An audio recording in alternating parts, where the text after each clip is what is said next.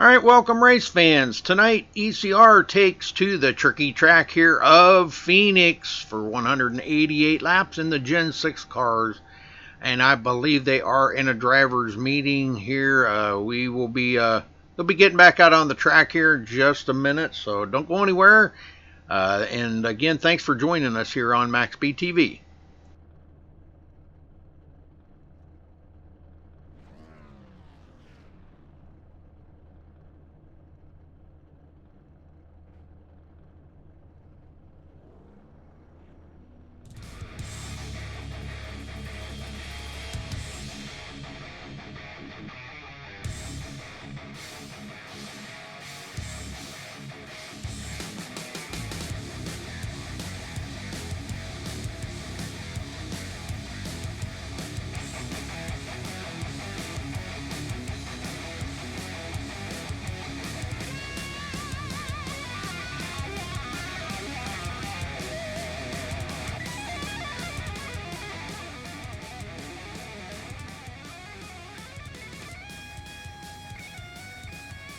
While they're in a driver's meeting, let's run down through the points real quick here, as AJ Scarborough is our leader.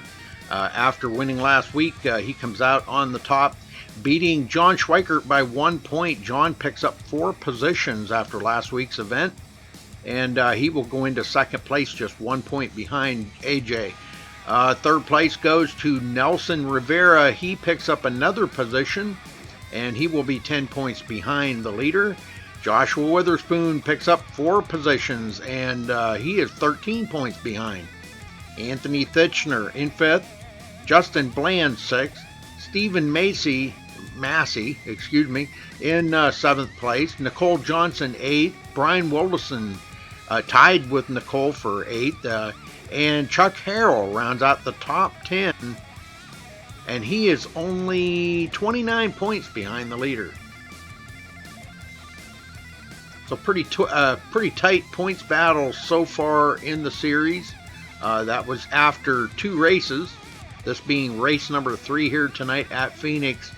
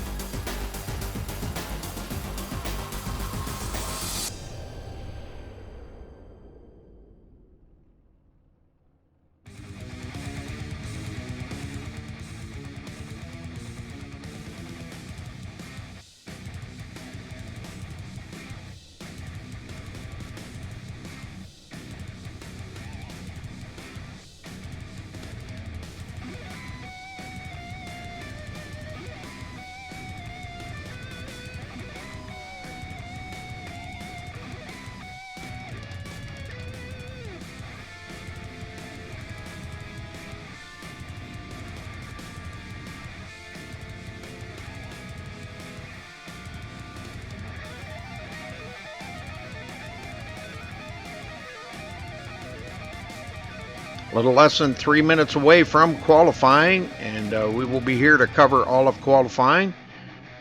So don't go anywhere, folks. Get your friends and family in here to tune in tonight, as ECR, great league to watch, and I think we're in for a very, very good race here tonight.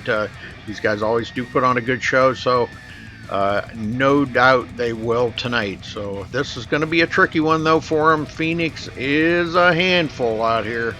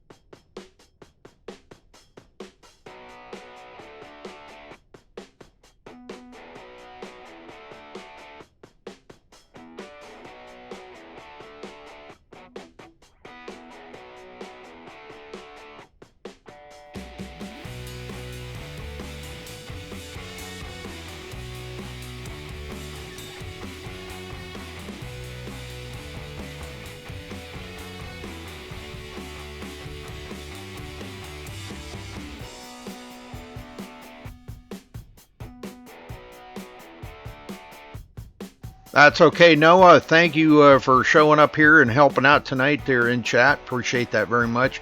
Yeah, I think this is going to be a very good race here.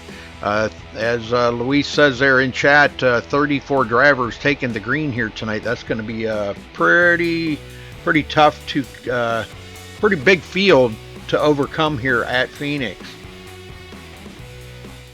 As we're about here ready to kick off qualifying. We'll step away here in about 30 seconds, play our national anthem, and we will be right back. So don't go nowhere, folks. It's just getting started. The party's about to start here at Phoenix. The race in the desert, they call it. It's pretty dusty out there, a lot of sand, so right in the middle of the desert.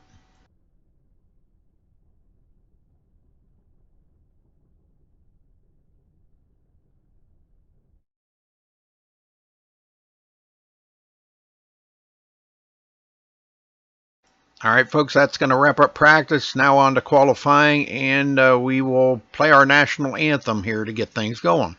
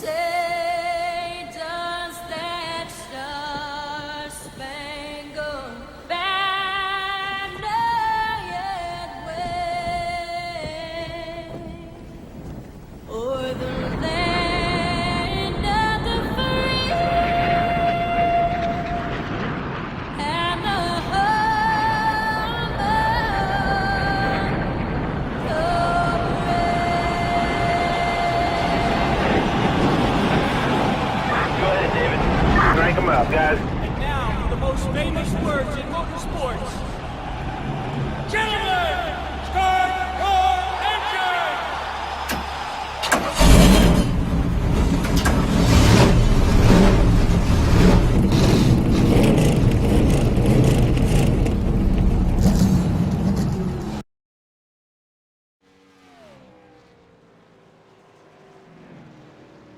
Okay, qualifying underway here as we speak. Look like we got a lot of eager guys out there tonight to put in good practice, or good qualifying laps, excuse me. Sorry if I don't act like I'm kind of like all 100% into it tonight, because I've been back and forth to the doctor, so I've been in pretty bad pain, and I'm not going to go there right now. I just wanted to let you know if I don't seem like I'm on top of it, because I'm kind of distracted by the pain. So, but I'm trying to put that beside me and get on with tonight's event here. 188 laps. Can't wait to get this started. Open dog leg they're running here tonight, so the guys will have to be careful when they take it down across that dog leg, come back up onto the track. They've got to make sure that somebody is not right there, and they do get into them. So we will be watching for that, just to make sure that these guys are safe when they come back up onto the track. John Cottle coming in second, right behind Nelson there. Nelson down at one heck of a lap, 27.158. That's nothing to sneeze at, I'll tell you that. Luis Salmaso, pretty fast last week. Michael Libby in fourth. John Schweikert. Always look for John to capitalize on a win here, putting on some good shows. John, I've known John for a long time, and he is excellent in these Gen 6s, I'm telling you. It definitely needs to be pro.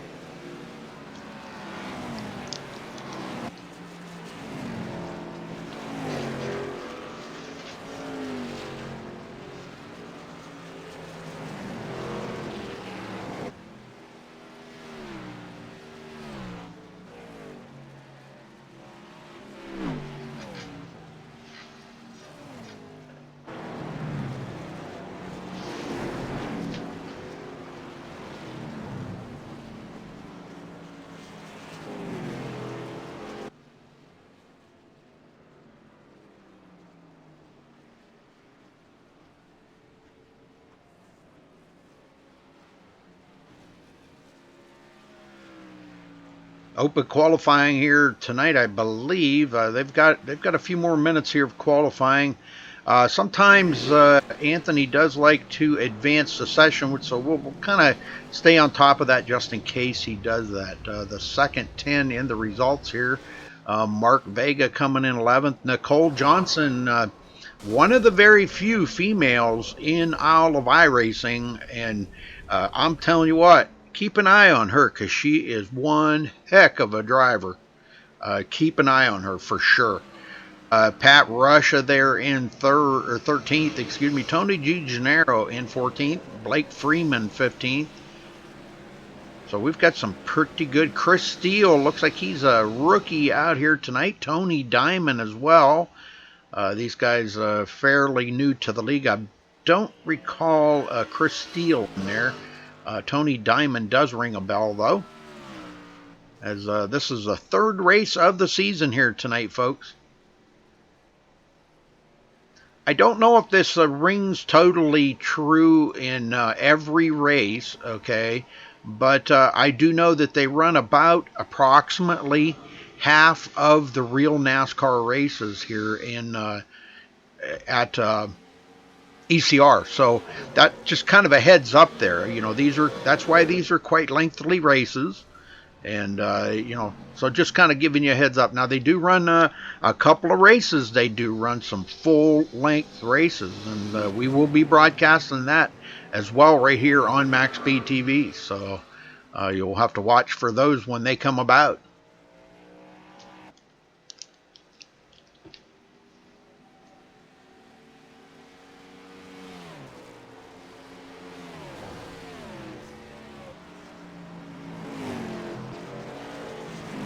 Well, Nelson Rivera hanging on to the top position right now, but Douglas Hess does bump John Cottle back to third. So Hess right there beating him out by 8/1000ths of a second. So that's just how close these guys run.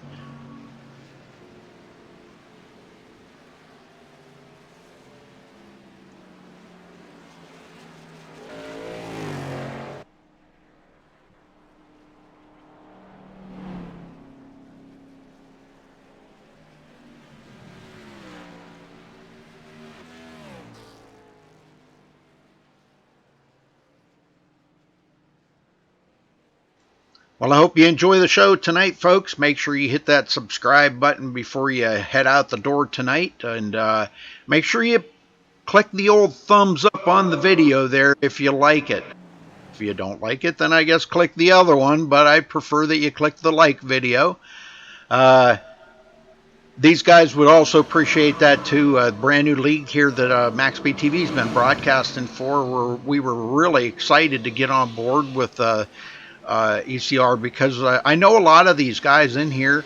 I've broadcasted in a league that some of these guys have came from. So it's good to be back here broadcasting with names that I'm familiar with. And, you know, it kind of helps me in the broadcast because I know what kind of a driver they are. I know what to expect out of them. I know when they're going to push it, when they're not going to push it. And, yeah, it really does help. So, man, what a difference. Nicole Johnson coming into the 7th, but getting bumped back by Brian Wilderson. Wow. 2 minutes left in qualifying here, folks. Then we're going to be lining them up for the grid.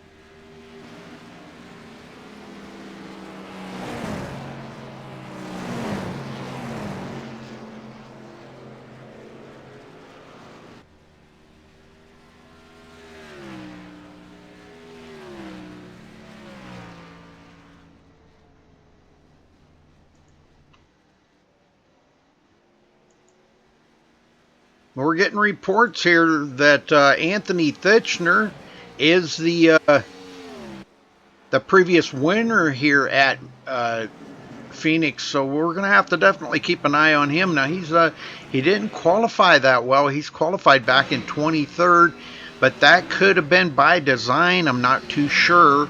Maybe wanting to start back in the field a ways, but not clear to the back. So it's going to put him about 3/4 of the way back through the field.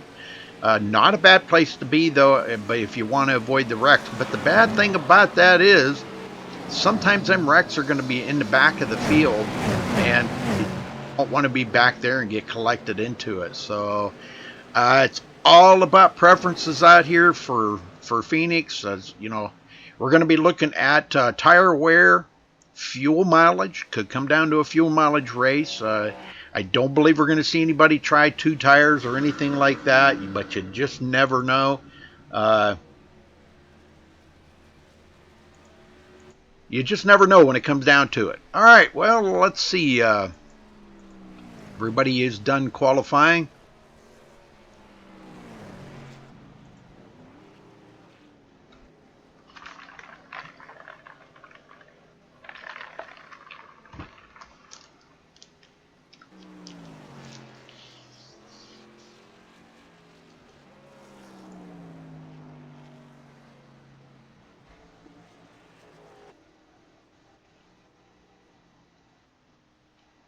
I do notice that sometimes these servers have been a lot slower to finish up, but this one here seems to be a little bit better tonight.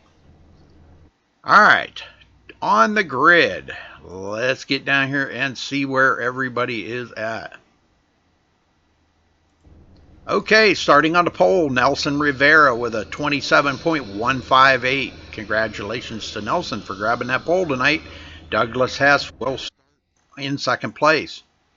In 3rd, John Cottle. Michael Leiby starting 4th. Luis Salmaso starting 5th.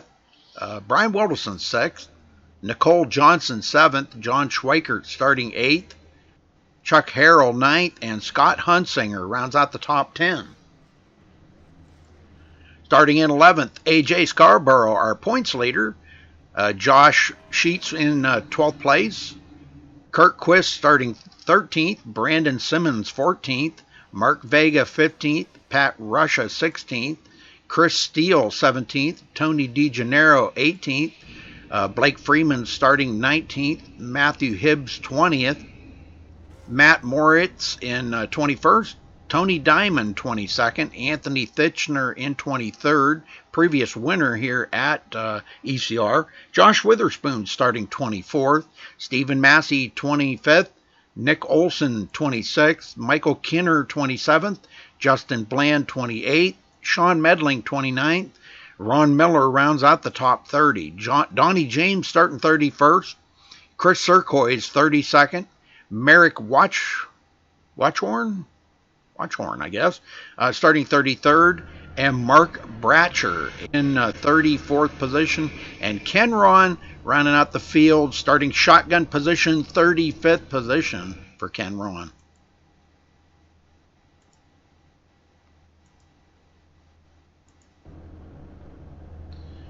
All right, so up here on Nelson Rivera, as they get ready to roll off of the grid here.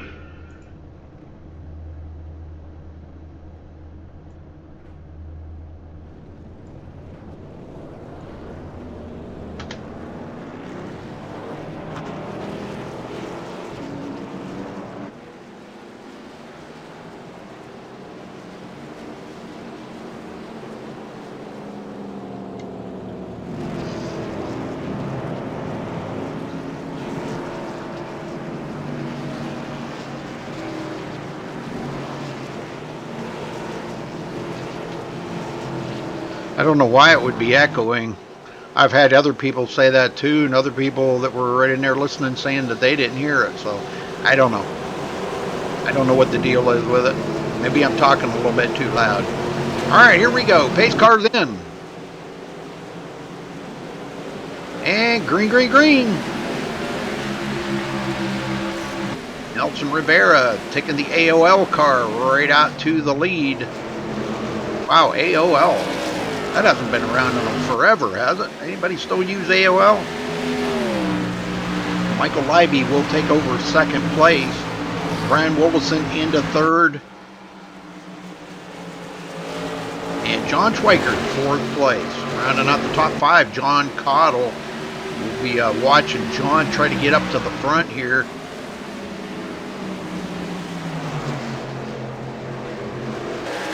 Cool looking car, Can-Am.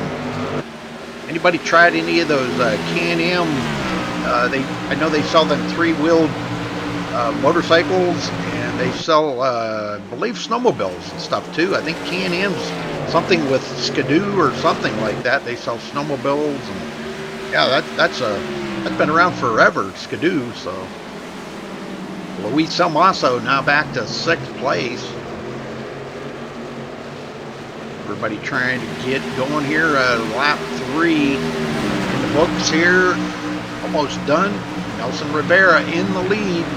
Has led all 3 laps. Back in the field, Michael Kinner. Now, I do know Michael does broadcast. Probably could find his broadcast. Probably watch it side by side with mine. I don't know. I know he does in-car broadcasting. It probably looks a little something like this.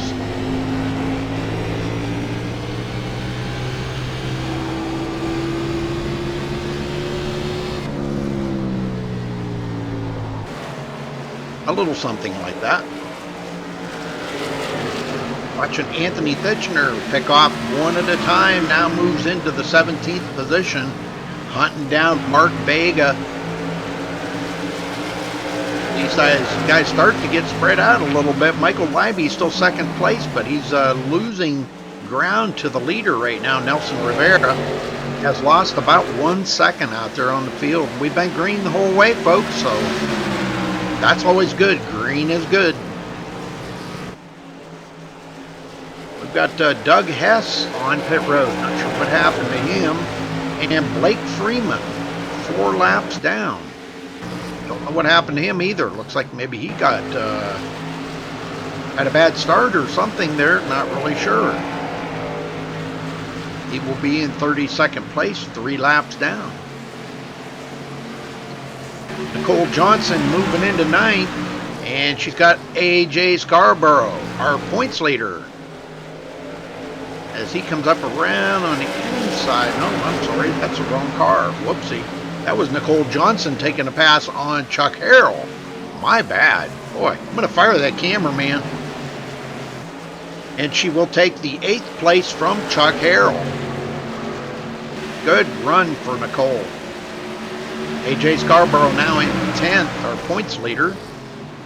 Coming into tonight, he's got a 1-point advantage over John Schweikert, and John is up in 4th place. These guys looks like they're riding a little while here to try to get, I don't think anybody's going to get too awful racy out there this early in the race. I just don't see it.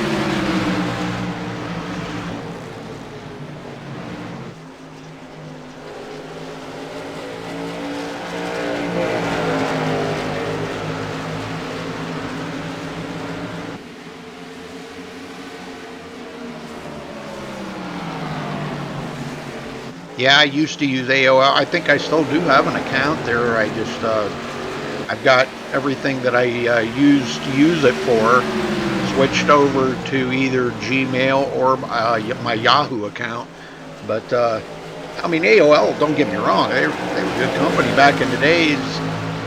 I wonder if they still have dial-up. Still listen to the old AOL dial-up.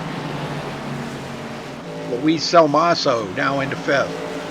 Him and Scott Hunsinger get around John Cottle. Now Cottle looking to try to get back around Hunsinger.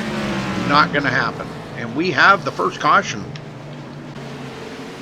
And it looks like Mark Vega loses it. Looks like a self-spin there to me, folks. I would say it looks like that's what it looks like.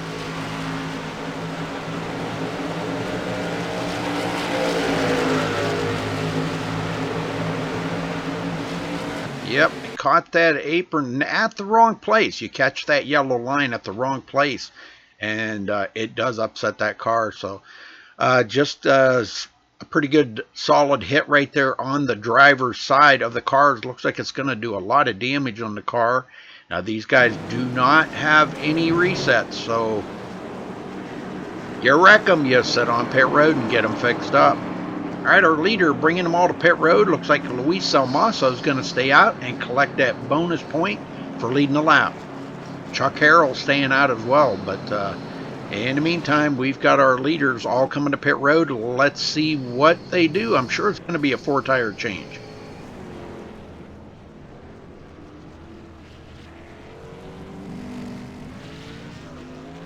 I don't know how much of a chance we're going to get any interviews in. Oh, looks like a 2-tire change for Nelson Rivera. Whoa. All right.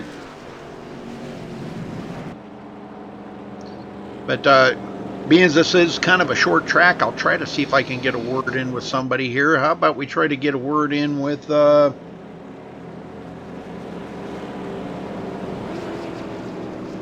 about... let's see, where is Scott Hunsinger? If I can find Scott here. I do not see him in here. He is not in TeamSpeak. So I will not be able... Oh, well, there he is. I'm sorry. My bad. I was looking in the wrong place.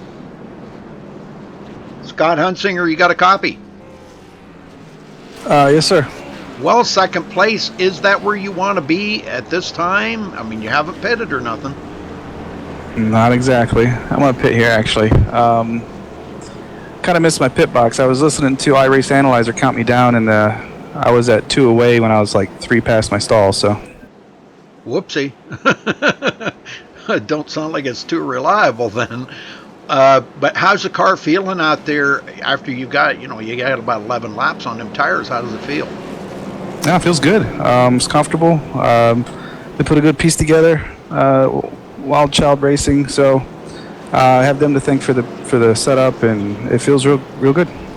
Very good. Well, I haven't seen you in quite some time, Scott, but it's good to see you back out there on the track racing with your old buddies here from the old days. So good luck. I don't want to bother you while you're stopping here on your pit stop. So good luck. Thank you. Okay, so Scott Hunsinger going to come down pit road. Looks like that's going to put him back a ways, but Luis Salmaso will stay out. Looks like the only one that has not been on pit road yet today. And we will be restarting the race here on lap 15.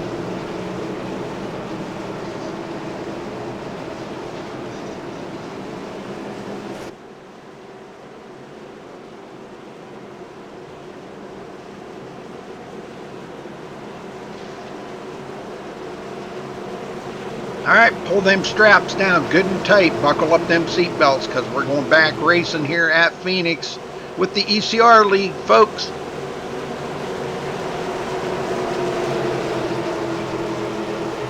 Pace car's in. And Luis doesn't waste a second. He is on that loud pedal. John Cottle gets a good run.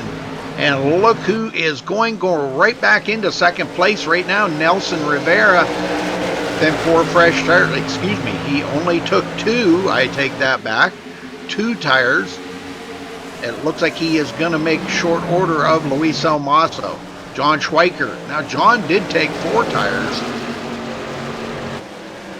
And he will also get by Luis Salmaso. So he goes into second. Closest John's been to the front. Oh, Luis getting sideways. And that's going to bring out the caution if I can ever catch up to him. Oh, he is on his roof. Not good.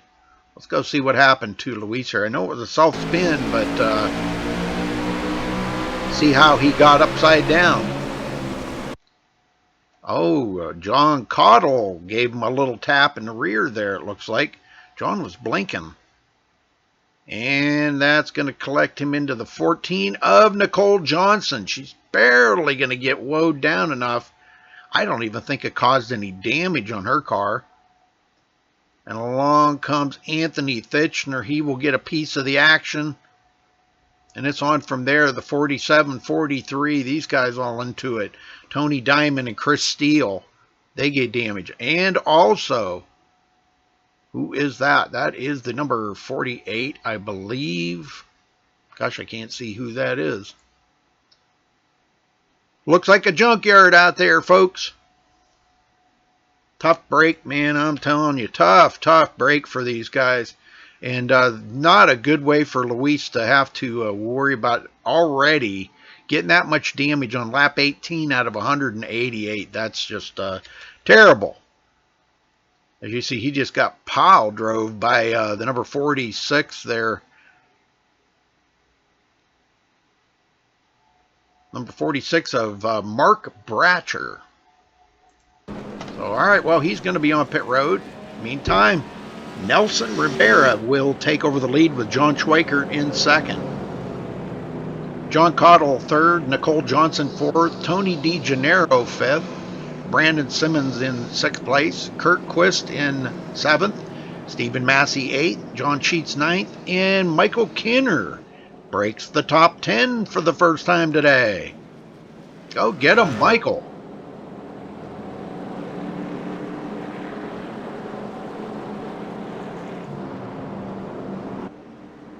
It kind of reminds me, we have a yearly event coming up for Michael Kinner and his wife. They lost their daughter to... they lost her daughter. And it's for autism. It's a race for autism. And that will be coming up here, I believe, next month. So MaxSpeedTV will be covering that. We do benefit races. Just so you know, benefit races we do for free. I'm always on top of that, just for you out there watching. If you have a benefit race, you want it broadcasted, I do them for free. And providing I have the time, if it works into my schedule. But we will be covering that for Michael Kinner. And we're excited. I know him and his wife are very excited. So look for that. I believe he's been posting that on Facebook. It'll be a race for autism awareness. And that's the benefit for them losing their daughter to autism. Well, that tape really shows up dark, don't it? Wow, that's kind of weird through the fence. There, it looks all right there. All right, the lights are out. We're going back green on lap 21 here, folks, with Nelson Rivera in the lead. Has been out there for 15 laps. The only other leader we've had was Luis Almaso, which led 4 laps, and now he's sitting on pit road with heavy damage.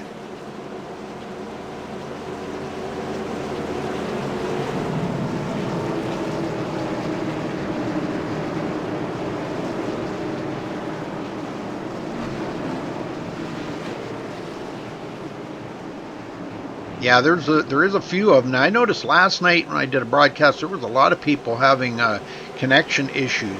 So I don't know if it's something with iRacing or with their personal internet. I don't know that. I'm not going to say there is, but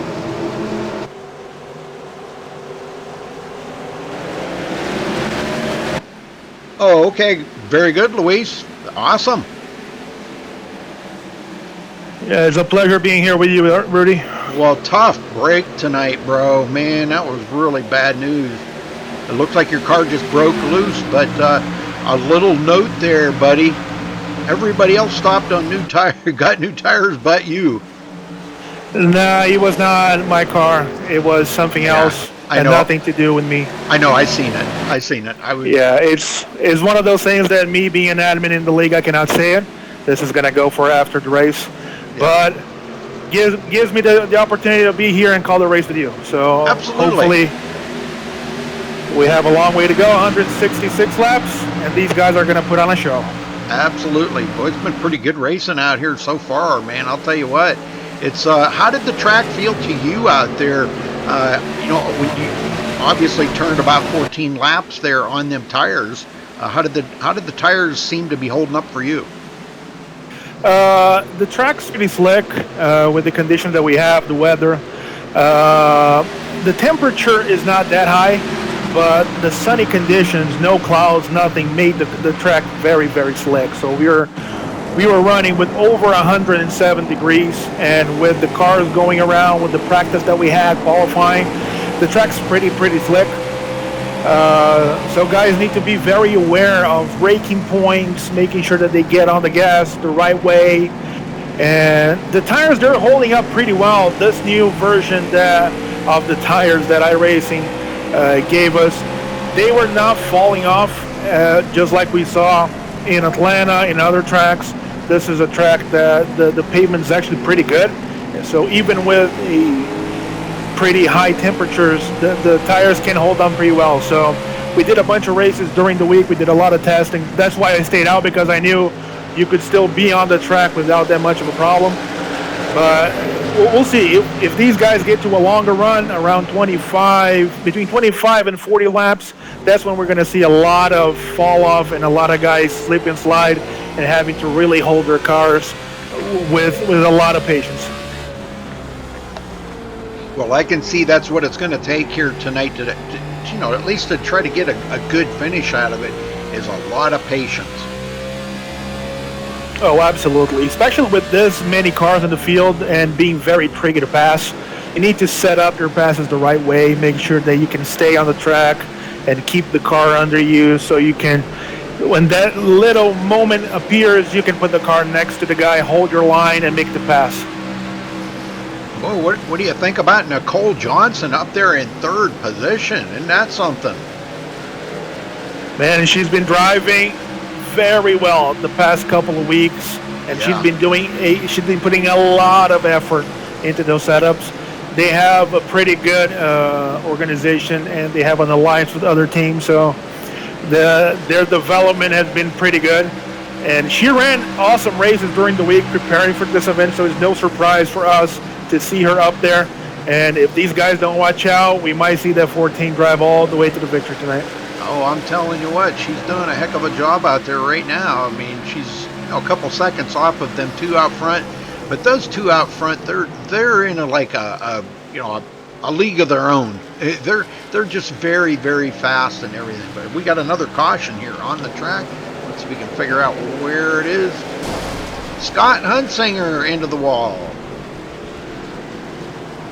Dang, and I just got done talking to him, so the MaxSpeedTV curse continues here. Every time I talk to somebody, Luis, it seems like it ain't much longer they would get wrecked out. Yeah, apparently it happened exactly what we were talking about. Scott got a little bit too deep going into 1 and 2, and the back end of the car just snapped loose a little bit. He tried to hold it to prevent the car to go all the way around, and when he got back either on the gas and just threw the wheel up a little bit, the car just snapped to the other side, and then there's a wall right there. So, well, tough break for him. Yeah, very. Well, looks like the leader's bringing everybody to pit road. I know tires here are going to be a premium tonight. Every chance you can get, you want to get new tires.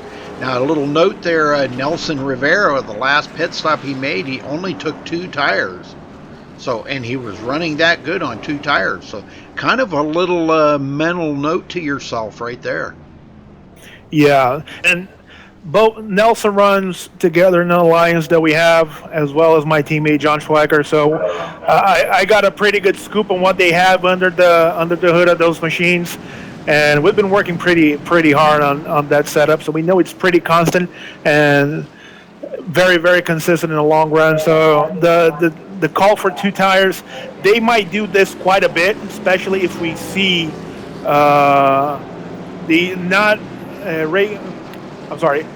green flag runs a lot longer than 20 laps. So something happened with John Schweiker there, Rudy. I don't know what happened to him. He only stopped for 2 tires. Is that what you're talking about? I think he didn't stop, but when he was rejoining the group that stayed out, something happened. He just went around. I think he was trying to warm up his tires. He just went around in 3 and 4. He lost control of the car, fell all the way to the back, then had to regain his position. Well, that's not good when you do that, because he just pretty much took a lot of life out of those brand new tires that he just changed. Oh, that for sure. He had to do a 360. A lot of smoke came out, so we'll need to keep an eye on that thing. Yeah, well, hopefully he'll be all right, though, after they get a little, they get cooled off now under pacing laps. But looks like Josh Witherspoon will start second. Nelson Rivera now will be back in third.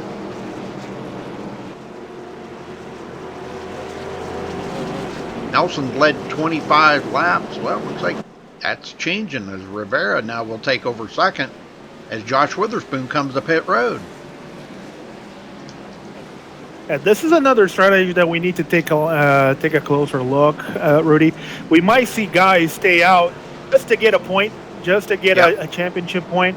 Even though it's pretty early in the season, we might see that strategy play out. It's never too early for you to get a championship point. So we might see a lot of that strategy during the race tonight. Well, I was looking at the points there, talking about the points before you guys started. The top 10, only 29 points separate in the top 10 after 2 races, so pretty tight points. Yeah, we had a lot of the same people running up top, but if you take a look at the top 30 finishes of all the races, we had some guys finishing up top, then all the way to the bottom, as they're going to go green, Rudy. Yes, sir. Pace car's in. Schweikert on the outside, and he will get the green flag. Boy, Rivera was a little bit slow on that restart, and if you look, Schweikert almost smoked the tires on that. Nelson Rivera in second. What good run tonight for Tony DeGennaro, third place.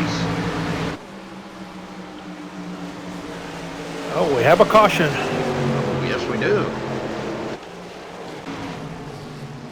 Catch up with it. Looks like the 07. John Cottle. I seen him up into the wall there. I'm not sure if that's what started it or not, but we're going to go check it out here. I think the 46 from Mark Badger actually got loose underneath him, coming out of the dog leg. Yep. Yeah, I'm watching here. Let's look from a different camera angle.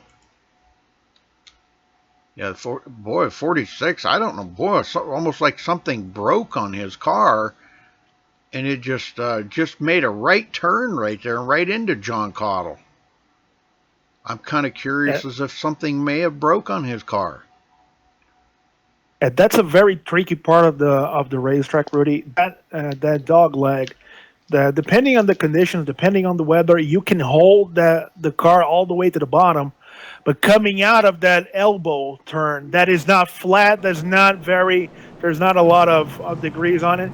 So depending on how you hit the turn, your car might get loose. I think that's what happened to Bradshaw, and then he just couldn't hold it going straight, and unfortunately the '07 was on the outside. Yeah, I noticed that during practice, the guys were there's a certain place that you want to re-enter that track coming. If you go cut the dog leg there, and if you don't hit it right on the money in that kind of like a hidden area that is safe for you to come up onto the track, if you hit it, misjudge that a little bit, and go back up on there a little bit too early or a little bit too late, that yellow line really upsets that car, and it's like there's a little hidden area in there where it's safe to come up on. But the whole thing is, like I was talking before the race, you've got to make sure that nobody is on that outside when you come back up onto that track through the dog leg, because you can get right into the side of somebody and take them out. Oh no, you're absolutely right. Not only there's a position, but there's an angle, and that's the Right. tricky because when you're coming through the apron, you're driving through a flat surface. So if you don't hit the going back to the track, and that's when there's a little moment where the track goes flat. That's exactly when you need to hit. So your car is not in different positions on the racetrack and on the apron. So Yep. that's exactly how you need to hit. So you nailed it. That's exactly what happens. Yeah, there's a transition there between that flat and the banking of the track, and there's a place where you can enter it, and you'll come right back up on there, and the car don't even move. But there's a couple of places that unless you're right up on that wheel to wheel it, well, I'll tell you what, it really upsets that car, and I think that's what happened. So. All right, well, Uh, we're about to get back under green here in just a minute. Yeah, Tony. One guy that we need to keep an eye on, Rudy, is the number 6 of Stephen Massey. Stephen was quick in every practice that we had, and he ended up qualifying a little bit back on the grid. But that number 6 machine, he's carrying a lot of speed under the hood of that car. We know that he's fast, and he's been playing very, very consistent and very safe up to this point. So hopefully we're not going to jinx him again. So hopefully that's not going Right. to happen. But that's a guy that we need to keep an eye on. And also, look back who's sitting in 10th. That little purple car, the number 74 of Michael Kinner. Keep an eye on that car. Yes. We know that he's fast, especially in these types of tracks. So another name for everybody at home. Keep an eye out because that 74 can come to the front fast. All right, we're about to send the pace car off, and it does. And John Schweikert will restart on the outside, and he gets that start. Great start by John. Yep, Nelson Rivera will take over the second position. Nicole Johnson does get back around Tony DeGennaro, goes into third. And man, I'm telling you, what a driver that lady is. Wow. She definitely whooped my butt out here on this track with the Gen 6, because I am not that good with the Gen 6. No, and Nicole, when she joined ECR, she said it right away. My car is the Gen 6. That's where I like to drive. That's my baby. I know exactly what I'm doing. And you don't normally hear that. But man, once she started driving those cars, we could tell right away that, she knows what she's doing. She knows what she's doing. And this goes for everybody out there who still makes a lot of fun and jokes about women driving race cars. Take a look and take notes, fellas, because not only can she drive, but she can drive fast. Well, Stephen Massey didn't waste too much time getting around Tony DeGennaro, and he does go into the 5th place. So good run for him. Tony DeGennaro now back in 6th has got company. Brandon Simmons all over the tail of him, and I'm talking close.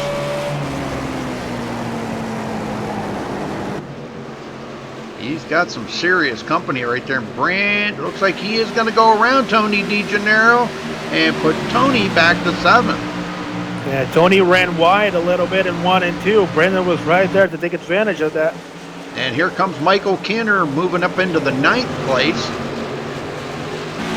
But like you said, Luis, he is on the move, picking them off just one at a time. You just got to pick that right place on the track to make that pass on somebody.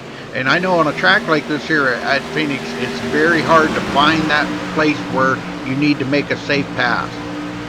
Usually I think we see the most of the passes done on the back stretch and going into turn 3. And well, Michael is such a good driver in these long runs. So we need to really, if this thing goes green for a long period of time, it will not surprise us one bit to see that 74 making, like you said, small passes, small moves, but very methodically picking his spots and picking them up one by one. And Chuck Harrell just gets around Ron Miller and goes into the top 10 for the first time today. And but something I was going to bring up there, Luisa, while we were on the subject of Phoenix, I'm to the understanding that NASCAR is going to be changing the front stretch and the back stretch here. Yeah, this is a news that actually came out this week. That we can say that this is the Daytona rising effect. That now that everybody's seen what Daytona was able to do with the planning and the funding and the results that they got, pretty much building the first racing stadium, right, that they were calling during speed weeks. I think now everybody that owns a track that they know they have a pretty long-term lease with NASCAR, everybody wants to mess around and make improvements. And that's the news that came out, that they're probably going to move the front stretch to the back stretch, since they have a lot of room on the back, and reconfigured the whole track so they can do a lot of improvements to that facility. Right, and Stephen Massey gets around Nicole Johnson, goes into 4th. Nicole back to 5th. And well, I'll tell you what, Brandon Simmons is all over Nicole here. He is really putting the hammer down. As you see him using that yellow line, sometimes, if you notice, there's some drivers that do use that yellow line to help them turn. There's a fine line there that you've got to hit. If you get over that line a little bit too far, and it can upset the car, but if you hit it right on the mark, it will help you turn. Absolutely, absolutely. He's probably the only guy who's been able to pull that off so far. So pretty much taking a lot of advantage of that, because he's gaining time. So he can come out of the front stretch with a lot of speed. Well, let's go back in the field here. Anthony Thitchner now back in 17th. Now, he did get some pretty heavy damage on his car from getting involved in that wreck. I see pretty much the whole back of his car is gone. We'll take a look at it here. And yeah, he's got some pretty significant damage. And as he comes up on Chris Serkois and goes around easily, I don't think that's affecting his speed too awful much here, Luis. Well, if nothing happened to the front end of the car and that engine is good, he shouldn't have a lot of problems. Phoenix is not that you don't get a lot of problems aerodynamically if you hit the wall, if you have a problem. So if your engine is running good, if you're not overheating, you should not have a lot of problems. You're not going to be 100%, that we know. But if the wheels are pointing the right way, you didn't have any camber issues or anything like that, he should be good to go. And from what we can tell, the front end of his car looks good. So driving a little bit of a modified version of that 87 Gene Bean Chevrolet, but I don't see him having any problems moving back to the front.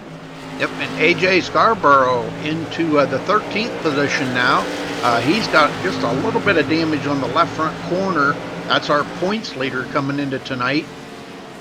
And he has not led any laps yet tonight to try to you know, he needs to work at trying to get as many points out there as he can to try to seal the deal here for the championship. I know it's a long season.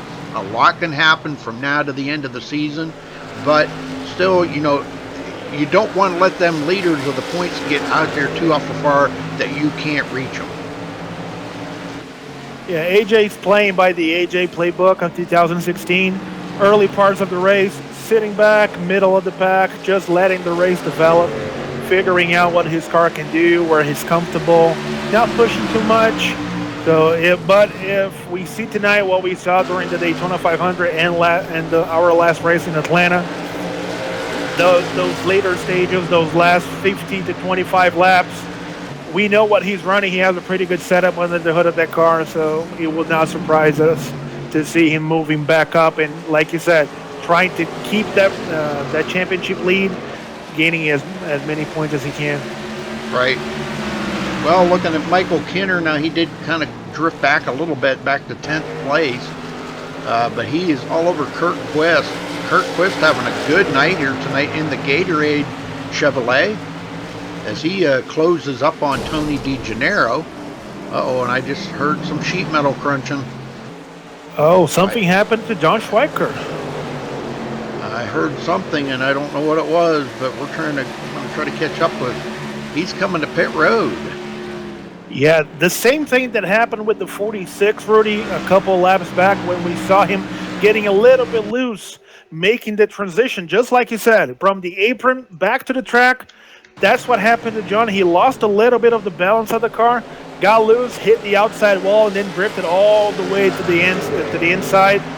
He had no choice to bring that number one machine back to the pits to see how big the damage was. Yeah, I'm on it right now. Yeah, he hit that outside wall pretty hard. Yeah, okay. Man, I'll tell you what. And he just barely brushed the inside wall, but he's going to have damage on both right and left front. So as he comes down pit road, and now he's off of pit road, but he's going to be back in 22nd place, one lap down, as Nelson Rivera retakes the lead here on lap 56. Yeah, tough break for John. We know that he does not like Phoenix. It's not his cup of tea.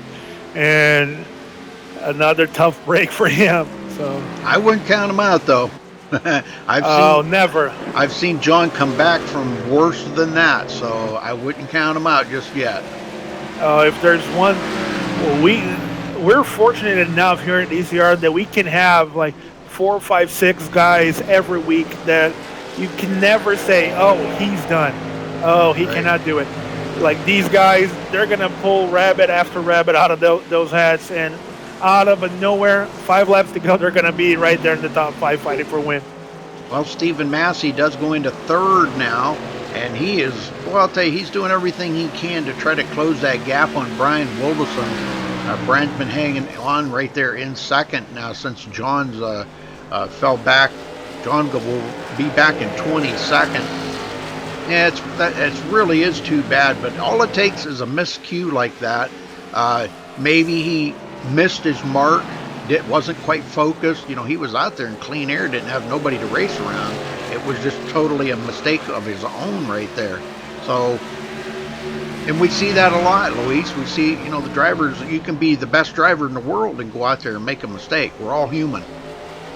180 laps on the track like we're seeing tonight, Rudy. It will be a miracle to see a guy get to the finish as we have a caution. There we go. Yes, sir. So someone just lost that little bit of a concentration, and caution it is. Let's see if we can find out who was. I'm not picking it up here for some reason. It's not picking it up. Oh, there it is. Anthony Thitchner, and he gets into John Schweikert. Oh, talk about tough break. There you go. There you go. And John was just like at a point right there where he just had absolutely nowhere to go when Anthony got loose. We're watching this now here. Anthony coming into turn 3, coming out of turn 4. And it looks like the car just really steps out on him right there, and he tries to save it and comes across the nose of John Schweikert. So, Yeah, I don't know if John being very close to him on the back end of his car just took the air out of the back of the car. Anthony does have damage, so we don't know if that was the thing that made the back end of the 87 get loose. Could be. But talk about tough break, being the wrong place, the wrong time. So Yes, sir. And here they all come to pit road. That was a pretty good green flag run right there. So everybody will be looking for 4 fresh tires, hopefully 4. After that run, I don't think 2 tires would be a good call right now. no, I think everybody who's unless you're saving your stuff a lot and running very conservative, I think everybody who was running up front, they're going to try to take 4 tires here. Well, as I said that, though, I believe AJ Scarborough may have tried 2 tires on that just for track position. He got out well ahead of Nelson Rivera. I think he only took 2. You know what, Rudy? He missed his stop. Oh. I just saw this here. Okay. He just drove by the pits, so let's see if he's going to come back in. Yeah, he did. So there you go. Okay, all right. Well, that was a break I believe that Anthony Thitchner needed to get back on the lead lap, but he come in pit road so to get damage fixed, so he will not get the wave by at this time. Yeah, Anthony just sent us word here on during the admin's channel. He is our league president. That his car is pretty banged up, so if he comes back, it's going to take a while for him to come back. Yeah, definitely. Well, maybe we could get him down here and talk to him. What do you think? Oh yeah, let's try to pull him down here a little bit. You going to drag him down, or you want me to get him? I can. Okay. Let me do it. Well, Anthony, talk to us there, brother. How bad is the car? Oh, it's done, bro. Just a lot of rear end damage, avoiding wrecks. Somebody in behind me didn't get into the brakes, did a lot of rear end damage to me. Jim Beam car's no good, man. We're going to be parking it here for the event. I'm noticing that it's not updated here on the schemes, looking at it. But it's all good, man. I got the Jim Beam car out here tonight, black and red one. And it's done, man. I hate for John Schweikart that he got involved in it. I really do. Car was just fighting loose the whole night after that damage that I got there. So it was hard to get a hold of it, man. And I hate it. Hate it for everybody involved in it. Hey, Anthony, we saw during the beginning. I'm sorry to cut you off there, Rudy. We saw that during the beginning of the race, the first couple of laps, the track was starting to get a little bit of rubber, but it was still very loose, especially coming off the turns. Now, after 60-something laps, that's still what you guys are feeling down in the track? It's very loose. Yeah, I feel like it's getting looser, and maybe that was a little bit to deal with it. I don't know. I had damage, so it's hard to really try to predict what it was. The rear spoiler was messed up a lot, so I know my downforce is messed up, and I probably should have tightened it up. I was just trying to get a feel of the car and how it was before I made adjustments. Just real wrecking loose. Couldn't really keep hold of it. Got loose coming out of forward there and overcorrected. Got into the wall, came down on John, man. So I'm really sorry to the one crew there tonight, and took blame for that as soon as it came out. Well, tough break. You were the defending winner of our spring race here in Phoenix. Pretty sure Auto Club, a track that you love, you're going to come back very strong next week. Yeah, it's fun, man. I'm going to actually sit here and watch your guys' podcast. I enjoy the racing here, and I hate that I didn't finish. It's a long season. We'll get it together. We got good cars, and felt like we had a winning car here tonight. Watch out for Stephen Massey, man. I'm going for the H-Muff guys here. Haters Make Us Famous. We're still in it. Still got some guys out there, so good luck to them. All right, man. Thanks. Well, Stephen Massey does take second there on that restart, and he does have a little bit of distance on Brian Wolfson, about a half a second. But reeling in Nelson Rivera could be an issue here, because Nelson is out there just on a rail right now. He is just, and we have another caution. Yeah, let's see if we can find out where it was. Oh, right there. It looks like the number 47 got loose. Let's catch up with Chris Steele here. And that also collected the 85 of Blake Freeman. So let's go on board here with Chris Steele and see what happened. And he may have help over there with that spin, Rudy. Yeah, the 90 or the 29, excuse me. A little bump and run there right in the turn. Not just once, but twice. Yeah, I think Merrick Watchhorn on 29 got a little bit too aggressive going into 1 and 2. Couldn't stop the car, and the 47 was just acting as safer barrier on the outside. Yeah, for sure. That also collected, I believe it was the number 10 of Matthew Hibbs. He's going to have some serious damage on his car, so he'll be on pit road getting that damage looked at too. So, all right, back up here live. Let's check out the race summary. This is caution number 6 for 20 laps. And we've had 5 lead changes up in the front. Just a handful of leaders, though. Schweikert led 20 laps. You led 4 laps, Luis. Chuck Harrell led... I'm in the stack sheet. All right. There you go. Chuck Harrell led 1, and Nelson Rivera has led 42 laps tonight. Stephen Massey's getting pretty hungry right now. He wants to get up there and at least lead a lap to get that bonus point. Yeah, we were talking a little bit before about that number 6, so we knew he was fast, and now there's only one guy in between him and the lead. So that's going to be a fight.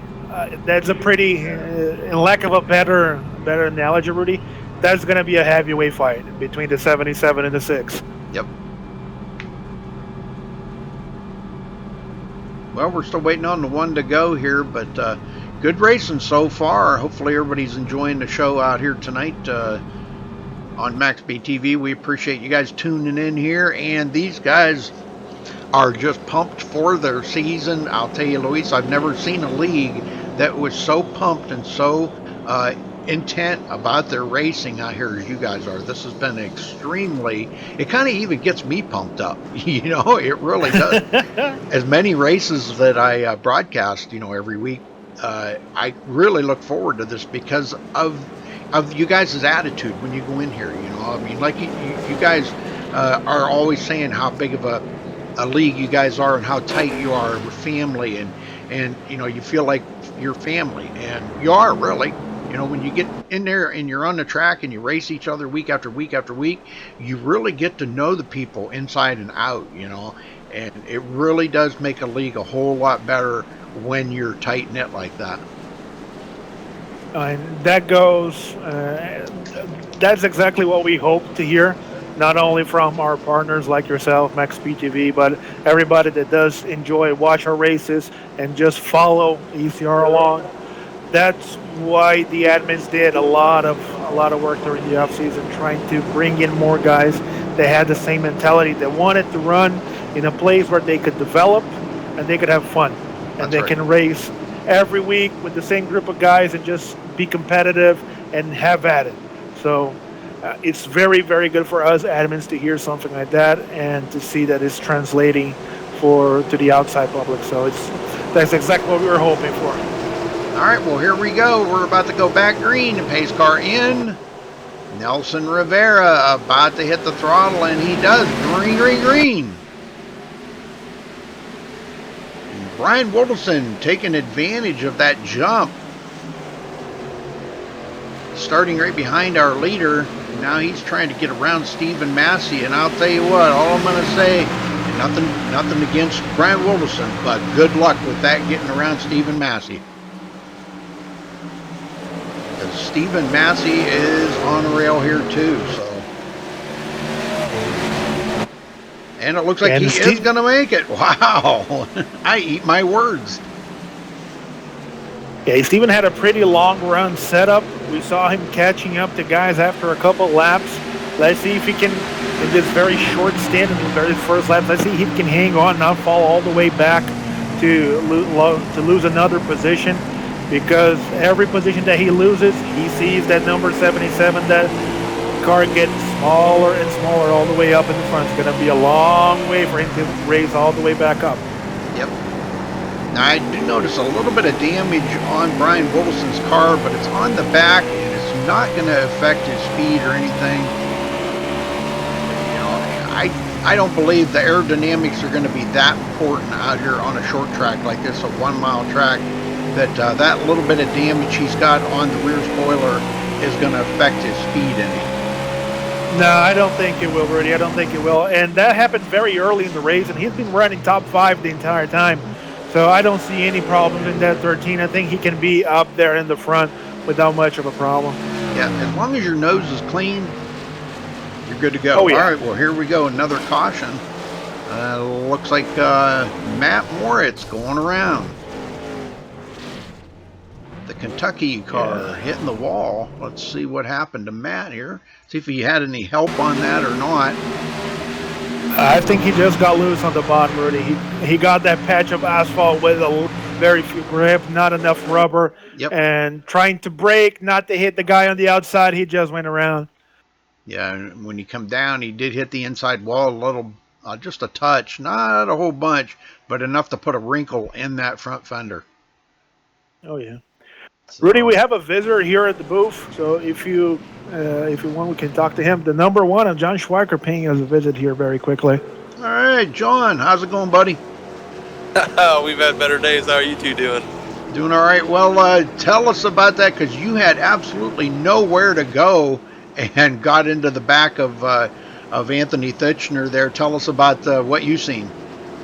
It looked like Anthony got a little bit loose. He didn't have much of a rear end, so I think, you know, with the less drag and downforce back there because the rear end was messed up, he looked like he was fighting it. I mean, it's unfortunate. This stuff happens, but crew, we debriefed, and they said they're going to get her fixed and see if we can't gain a position or two, because we need to be in that locked-in field come next week, so can't argue with them. That's right. Well, you were tied with AJ Scarborough there for the lead coming into tonight. I'm looking for AJ. He's up there in the 12th position, actually dropping back. He's on pit road, back about 14. So he may be able to pick off a couple more points ahead of you if you can get back out there. And it's like we were talking, John, I never want to count you out. The race ain't over, you know. Until it's over in my book. I mean, when I came to Phoenix, I like the track. It's a lot of fun to drive, but I already have my sights set on Auto Club. That's more my style. This is just, it's funny because I love New Hampshire. I run good there. I just can't get around this new Phoenix configuration for some reason.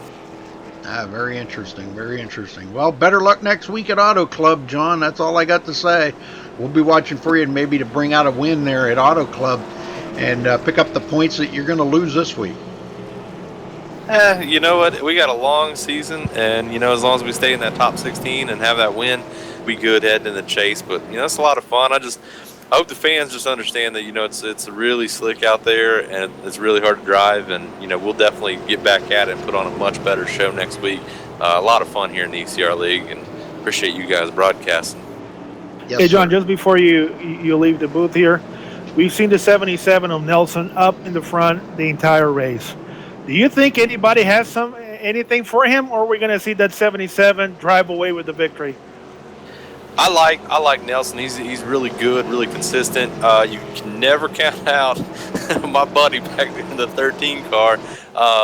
The only other one that I would really be skeptical about is Kenner. You never know what that boy will bring to the plate.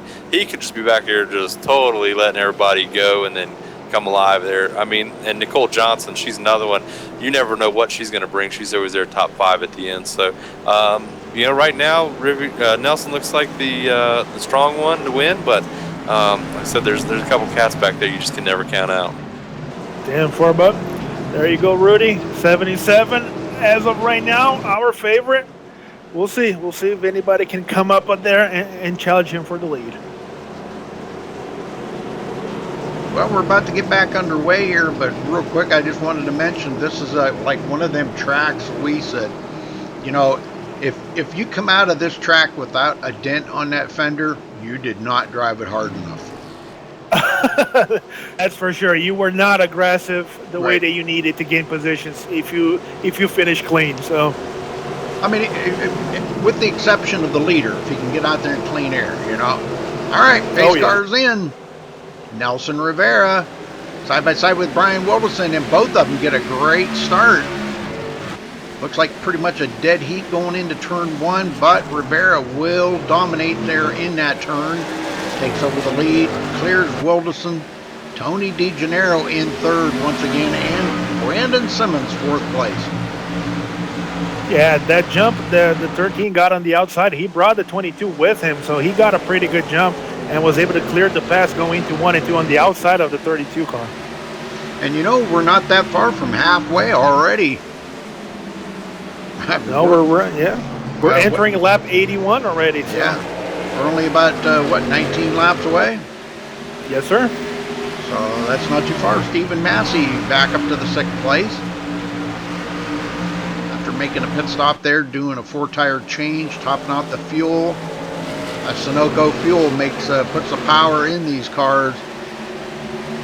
And the Goodyear Eagle's on it, what makes it stick to the track. Whether it's sticking or not, because everybody's saying it's a little slick out there. I don't know, maybe they need to get with Goodyear and maybe come up with a different tire compound. And somebody blinked out or something there, I'm not sure. Okay, there it is, Josh Sheets. Okay, he blinked out. Okay, and that allowed Stephen Massey to get by him. And Michael Kinner. There they come, the 6 and the 74 now running together and bringing with them the 14 of Nicole Johnson. So 3 of the drivers that we were talking about moving to the front. Yeah, she hasn't technically got by Josh Sheets yet, but she's does have some pretty good runs here coming off the outside. We'll watch and see if she can make that happen. Josh Sheets has been pretty good on that bottom though right now. But once them tires get worn down a little bit, they may be struggling with that bottom. Yeah, Brew, we just got word from our race control here that we actually had a very small incident between the 83 and the number 6. Oh, there we go, an incident. There it is. That's going to put them into the wall. We got a bunch of them into the wall. That will bring out another caution. And I seen Nicole got involved in that. I think it was her and Josh Sheets that got together there. I'm not sure. We're going to go back and look at it here. Yeah, that was a 3-wide scenario with Nicole on the outside, the number 14 car. Josh Sheets in the middle at the 83, and coming from the bottom, the number 7 of Chuck Harrell just shoot up the track coming from the apron. And I think he ended up collecting everybody that was coming behind.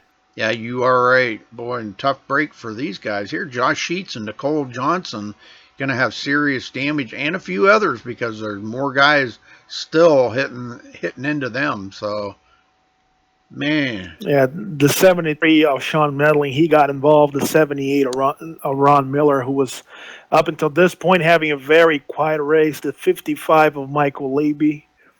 And we're going to watch here as Chuck Harrell does take it down below that line and comes back up on and does get into the side of Josh Sheets, and that sends Josh Sheets into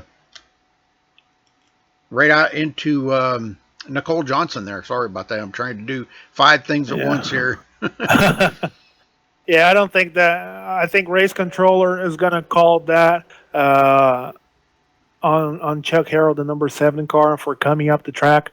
I don't think the 83 had anything to do with that thing. He was keeping his line underneath Nicole over there. Yeah, he was kind of, well, him and Nicole both were kind of like the innocent victims there. It was like, you know, they were just racing hard. But, yeah, tough break for these guys. So back up front, Stephen Massey will be scored as the leader now. He stays out during long enough, looks like. Yep, he's going to stay out. During last session, everybody stayed out and he pitted. This time, everybody pits and he stays out to grab the lead. Yep, and Ron Miller will be second. Brian Wilderson third. Nelson Rivera, now coming off pit road, will be scored as fourth. Brandon Simmons fifth. Michael Kinner Sixth place, Tony DeGennaro 7th, AJ Scarborough, our points leader, in 8th place, Michael Leiby in 9th, and Kurt Quist in 10th. And really, one of the things that now this scenario is going to allow us to see is we've seen the 77 of Nelson Rivera up in front, clean air, no problem driving away. Now he's behind here in traffic. So it's going to be interesting to see how his car behaves behind a group of guys having to check up and having to deal with those guys coming from behind. So this is a different scenario that we didn't see up until this point in the race. So it's going to be very interesting to see how he deals with that thing. Yeah, well, he was back there about where he's at right now on one of the previous restarts, and it didn't take him no time at all to get around the drivers. Now, some of these guys did not pit.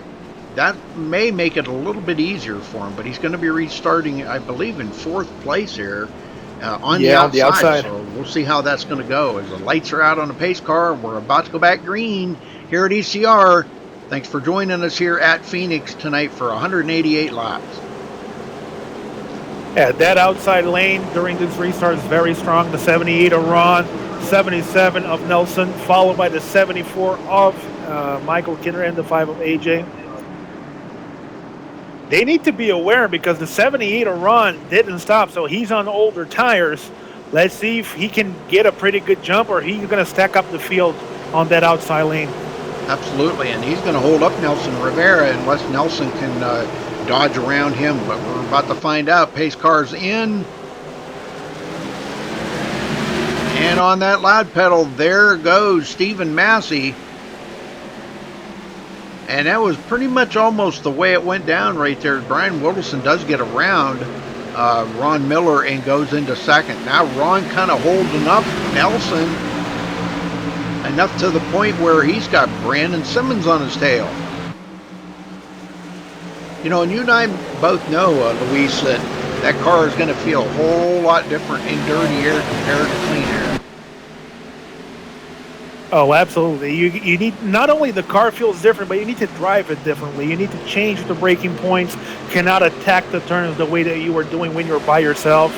So it's a whole different ball game. But now that he cleared the 78 and he's just following the 13 O'Brien with a big gap in between the car in front and the back of him, I think we're going to see him falling back into the rhythm that he was driving before he pitted.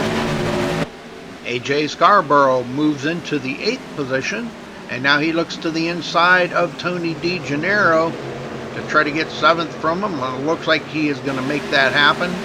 And following right behind him would be Michael Leiby. Leiby tries to take it down across that dog leg, but not enough that he cut that much off. Nick Olson having a good day here today, breaking the top 10. And Nick's doing his first race in the Cup this season. He already ran a couple of races with us in the Xfinity Series on Monday nights and the Truck Series on Wednesday. So doing his first race in the Cup, he finally got his license requirement this week with the Promotion Series on iRacing. It's good to have Nick back in the Cup cars, a car that he really likes to drive. All right, Blake Freeman back out there in 17th position. He is 6 laps down. Just to go through some of these guys that have re-entered the race here. Merrick Watchhorn in 21st, 12 laps down. Justin Bland, 22nd, 14 laps down. Matthew Hibbs, 23rd, 18 laps down. Anthony Thitchner back out there on the track. We didn't think he'd make it, but there he is. Running in 24th, he's about 20 laps down. Tony Diamond back out there, 28th position. Scott Hunsinger, 29th. And looks like Douglas Hess. He was one of the first guys out in the first part of the race there. And he's back out there on the track running in 30th and is going to try to pick up a few more positions. I don't blame him. Boy, look at this here. Battle for the lead. Brian Wilson for the first time today. Almost 3 wide. Wilson for the lead. And he wants to collect that bonus point. when Stephen Massey went a little bit high in the turn and Brian went through, that opened the door for Nelson Rivera to slip through it. And Nelson goes into second, so he is continuously moving forward one car at a time. Yeah, one thing for everybody at home to be aware, Rudy, and we don't talk about that much, that both Ryan and Nelson, they are teammates. So they're coming out of the same camp. They're not running the exact same setup, but it's the same base. So they know what each other have to work with.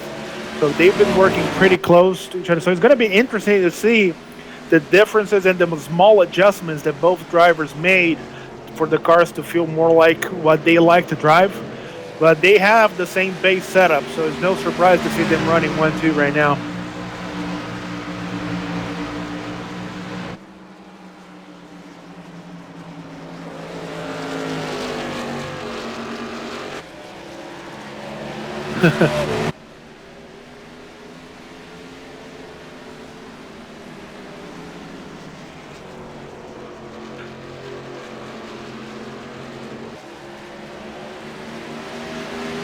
All right, yeah, so Brian Wilderson, now Stephen Massey goes back to third, and he's got company. Brandon Simmons looks to the inside of Stephen Massey and will take third. So Stephen Massey might have went out there and burnt them tires up really quick, and he's falling backwards. Yeah, just like we said about the 77 of Nelson, what was going to happen once he got into traffic. It was the first time that we saw the number 6 of Steven up in the front with nobody in front of him in clean air. So maybe his car is not that good when he has to lead the pack. Maybe he just operates a little bit better behind everybody else in dirty air. So it depends on how he has his car set up, but he may have just overdriven the tires, and now he's paying the price. And look who's breaks the top 5 today. Michael Kinner. Michael Kinner, here he comes. Yep, followed by our points leader, A.J. Scarborough. And we're still waiting to see if some of these other guys, John Schweikert, not back out on the track.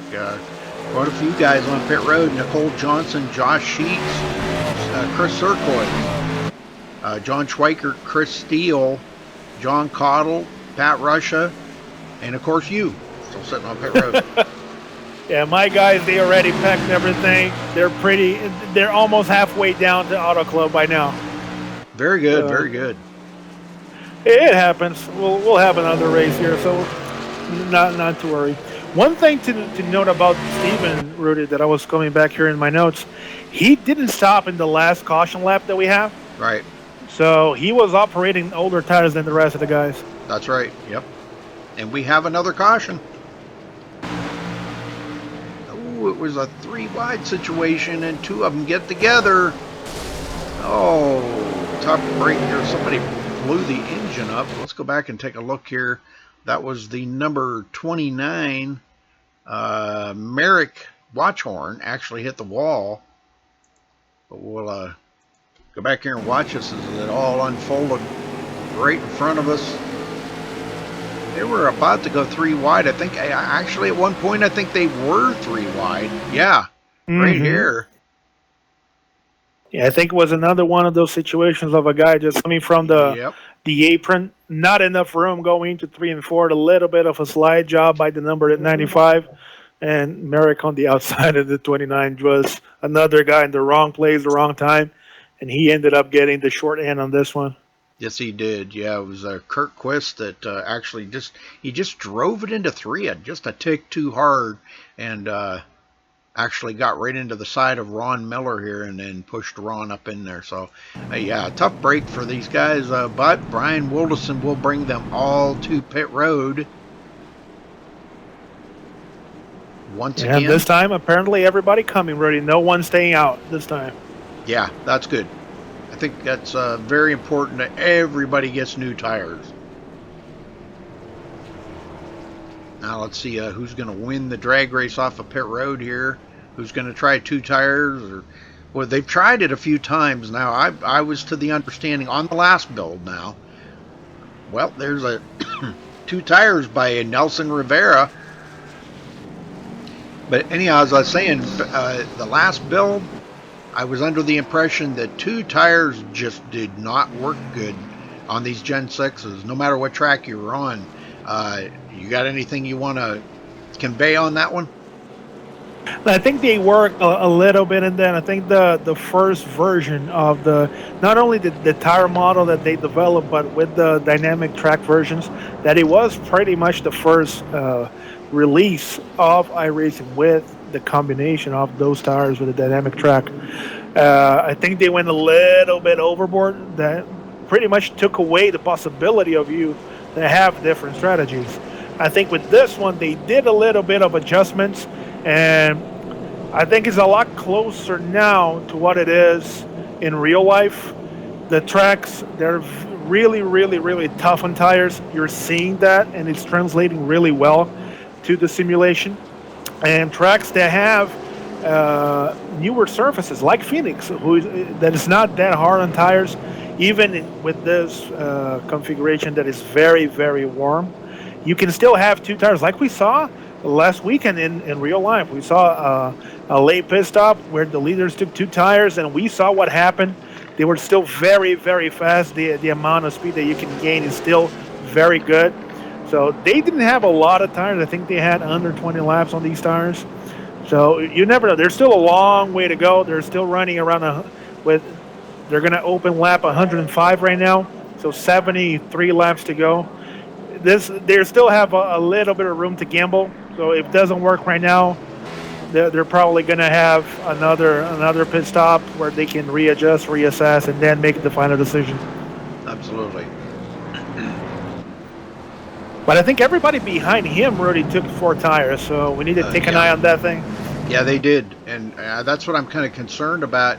Now, if it was me, and I was Nelson Rivera, I would start on the outside to try to get that jump, but he is going to start on the inside, so that kind of tells me he's pretty confident that he's not going to smoke the tires. He's going to get a good enough jump to go into turn 1 and hold off Brian Wilson.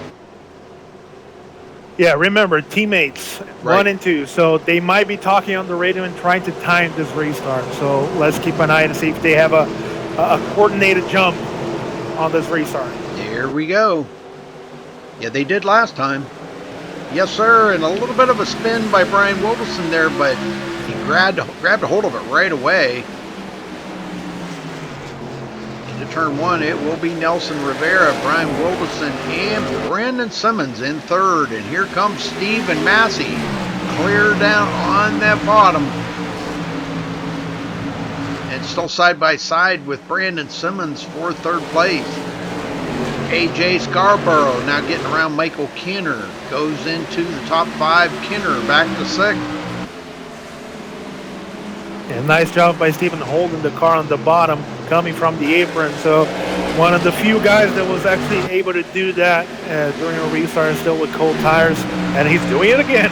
Yes, sir, and he's making it work, but Brandon Simmons is just too strong up there right now. He got a great run off of turn 2 and is able to hold off Stephen Massey right now. But they better look out, because here comes AJ Scarborough and Michael Kinner and Michael Leiby. These guys coming hard charging right up behind him. And they're bringing the 22 of Tony DeGennaro with them.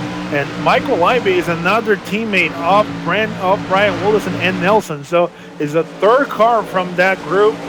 So if he's running anything close as those two, is another guy to keep an eye out, because if this thing goes green for a long time, we know those setups are pretty good. Yes, sir.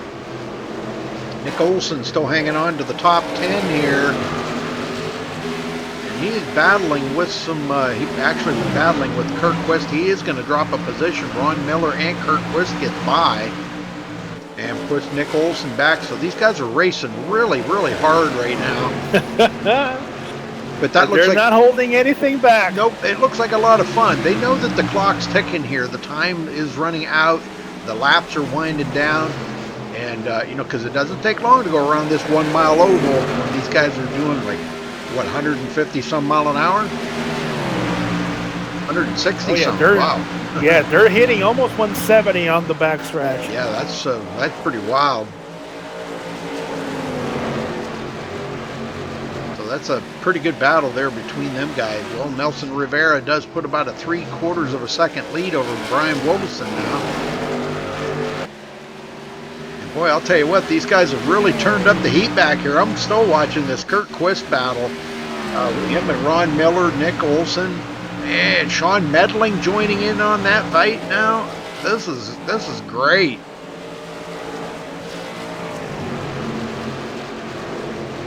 Even Josh Witherspoon's hanging right with these guys. And Josh is one of the few cars out there that does not have any damage. I've noticed that. He's one of the few. Yeah, I think he's the one who's playing the strategy of, I'm going to stay back here behind everybody with a lot of distance. Yep. If something happens in front of me, I can stop. That's right. That's not a bad strategy to have, you know. Taking a look at real quick here, he started 24th today, and he's running in 13th. So whatever he's doing, he needs to keep right on doing. Absolutely. And he's a teammate of Brandon Simmons, who's running hard, and probably one of the most impressive runs that we've seen so far today. So if he has anything similar to the same setup that Brandon's running up front, if he gets another caution, be able to get that gap down a little bit and have a good restart, he might be playing spoiler to those top 5 players. You never know. Yep, Brandon, he started back in 14th and running in 3rd, so good day for him. I'm really impressed with the run that he's been having. We knew that he had a pretty good, very, very steady pace in practice. It's really glad to see him translating this to the race. And he is one of our newcomers to ECR this year. So in one of his first races with us, already pulling a top 3, not a bad outing for the 32 car. Brian Wilson has closed the gap up on Nelson Rivera just a little. He gained about 3/10 on him, but it just kind of seems like he's hanging there right now. Now Nelson did slide a little bit there in turn 3 going in. It looks like he drove it in a little bit too hard and had to hard brake it. So I'm riding on board here with Brian Wilson on the roof cam, and I'll tell you what, these guys are doing a fabulous job out here racing.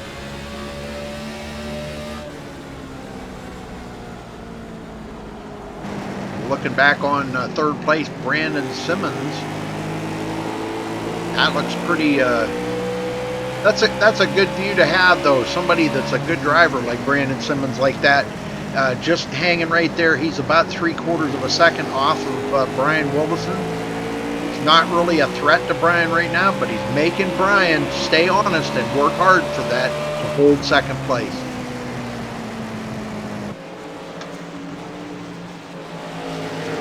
Stephen Massey, 4th place. AJ Scarborough, 5th. Michael Kinner, 6th. And whoa, what happened there? Whoa, Brian Wilson, out of shape. Oh, let me go back and look at this. I want to see what happened to Brian. It was very, very similar to what happened with Anthony back in a couple laps. He got loose coming out of 3 and 4. Yep. But boy, hard on the brakes, and he saved it. He lost a couple of positions, but saved the car, and that's the most important thing. Didn't hit the wall. Rudy, I don't know how he did that. Because 9 guys out of 10, they were going to hit that inside wall. That was probably the best job we've seen tonight of anybody avoiding an accident. The 13 of Brian Wilson. Well, I'll tell you, there is a little secret, and as far as I know, it still works. But if you hit the brake and the gas at the same time, the car will just come right straight out. Absolutely, it will. That still works. It does? Okay. It does. It does, okay. Well, a lot of people don't know that, you know, but you know, that's quick thinking, because a lot of times when you're sliding like that, you don't think about something like that. And, you know, to think that quick, we have a caution. Oh, we have a caution. Oh, Matt Moritz going around. Let's see what happened to Matt. See if he had any help on that. Nope. It's going to be a self-spin. Nobody was around him. At that exit of 3 and 4, Rudy, I think that's the place we're going to have to keep an eye out. That's been the graveyard for everybody apparently this evening. Yep. Well, that always is. You know, I've always seen turn 4 being an issue whenever we run at Phoenix. So, all right. Well, back up front here. Looks like everybody's coming to pit road. Perfect timing. They've got about 67 to go. And now it's strategy time. Let's see what they do. Let's see if anybody stays out. Well, Nelson Rivera only took 2 tires last time, so I'm sure we're going to see him take 4 this time. I don't think he's going to try another 2, although, I mean, it was working good for him. If I'm a betting man right now, I take 4 tires, make the final adjustment, everything, every ounce of fuel that I can get, and depending on how cautions and the situation plays out, I'm staying out the whole way. Yeah, not a Try bad to get strategy. as many positions under green as I can. And Josh Witherspoon, he is going to try the 2 tires. And Rivera taking 4, Brandon Simmons with 2 tires, and Brian Wilson with 2 tires. So we have some people that are trying the 2-tire trick. Rudy, I think the 79 did the same thing that AJ did a couple pit stops ago. I think he missed his pit stop. He just drove through the pit box.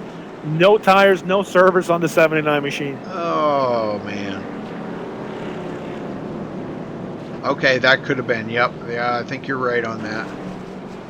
And he's staying out. He's not going to give it up. So he will collect a bonus point anyhow for leading a lap. Well, yeah, his teammate, the 32, he did take 2 tires. So let's see if we can find Brandon Simmons. Oh, there we go. I got him. Brandon Simmons, you got a copy? I hear you. Well, you're in second place for the time being here, brother. How's your car running tonight? It's been pretty stable all race. Seems to pick up a little bit as the run goes on. So let's see what I can do here at the end. I just took 2 tires on that pit stop, so yeah, I haven't really done any changes to it. So yeah, we noticed that, but just kind of a heads up there. It looked like Josh Witherspoon there that will be he will be starting the race. If he doesn't come to pit road, just a reminder to you, never mind, he is coming to pit road. That's going to put you in the lead, Brandon. You're going to collect a bonus point. Very good. I've been trying to get up there all race. So, I'll tell you what, you were... sponsors with Crescent Speedway and mainly Motorsports TV and my girlfriend watching beside me. All right, well, you were running really good when we were watching earlier, so we're going to wish you good luck, and I don't know what room he was in. What room were you in? I was in the main lobby, thank you. Oh, okay, gotcha. Maybe. I'll move him up, or he's okay, thank you. Okay, for some reason I can't move him. Here we go. All right, we're ready to go back green here. Brandon Simmons and Brian Wilson on the front row. Boy, Brian Wilson is intent on trying to get a win here tonight, but he's got Nelson Rivera right behind him. Here we go. Green, green, green. And Wilson with a little bit of a head start here does drive around the outside of Brandon Simmons. It looks like he may. Nope. It's going to be a side-by-side battle. And Nelson Rivera sitting there in 3rd place is loving this because, boy, these guys battling up there, they're not getting away from him. And Stephen Massey joining in on the fight.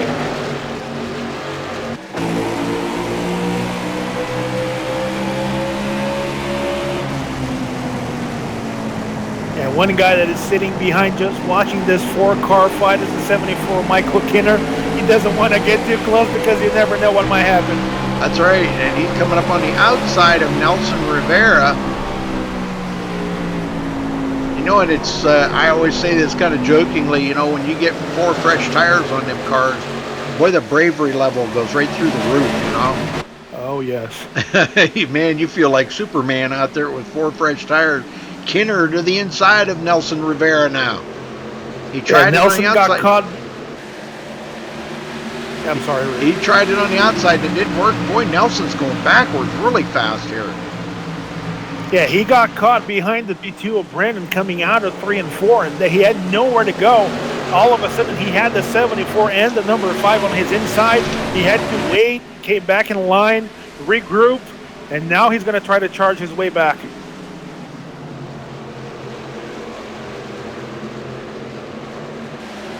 AJ Scarborough. No, it's exactly what you said, Rudy. Everybody, with the exception of the 32, everybody in 4 tires, feeling like Superman, a lot of grip, everybody making moves that they were not making the early parts of the race. And Stephen Massey goes into second, and boy, I'll tell you, he is all over Brian Wilderson right now. Brian cannot afford to make a mistake. I mean, I know there's still a lot of racing to go. I mean, they've still got, what, 58 laps to go? But these guys, they're racing pretty hard right now. Yeah, 59 laps to go.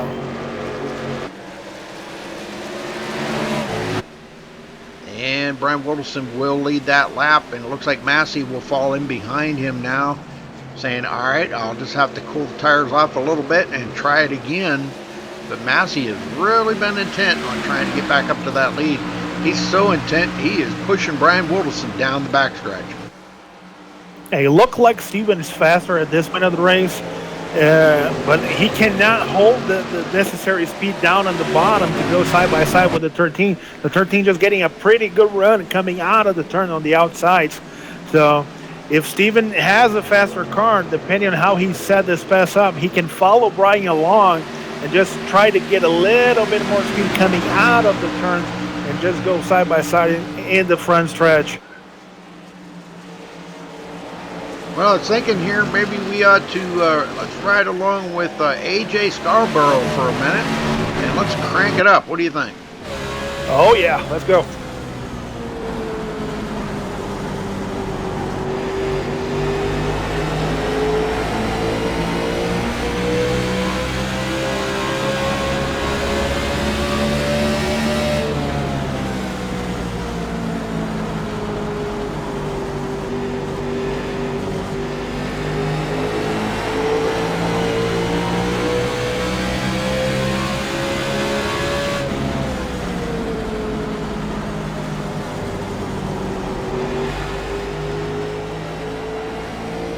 All right, that was a ride along with our points leader back in 6th place.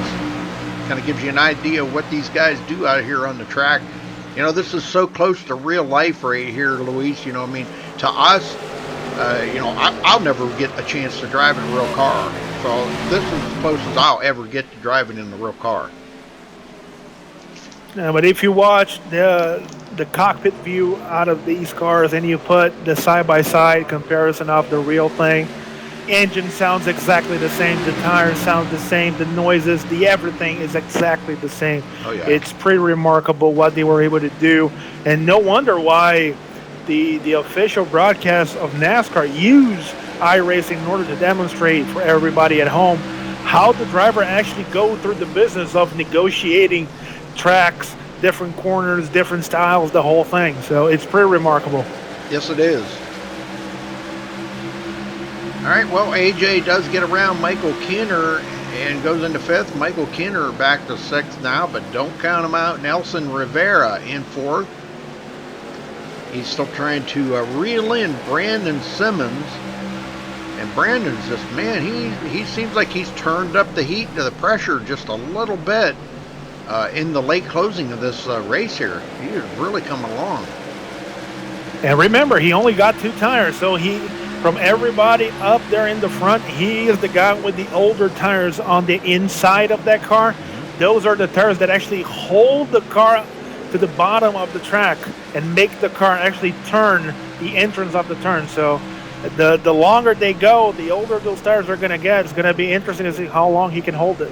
Well, Brian Wilderson only took 2 as well, and he's doing a heck of a job out here holding off Stephen Massey, which took 4 tires.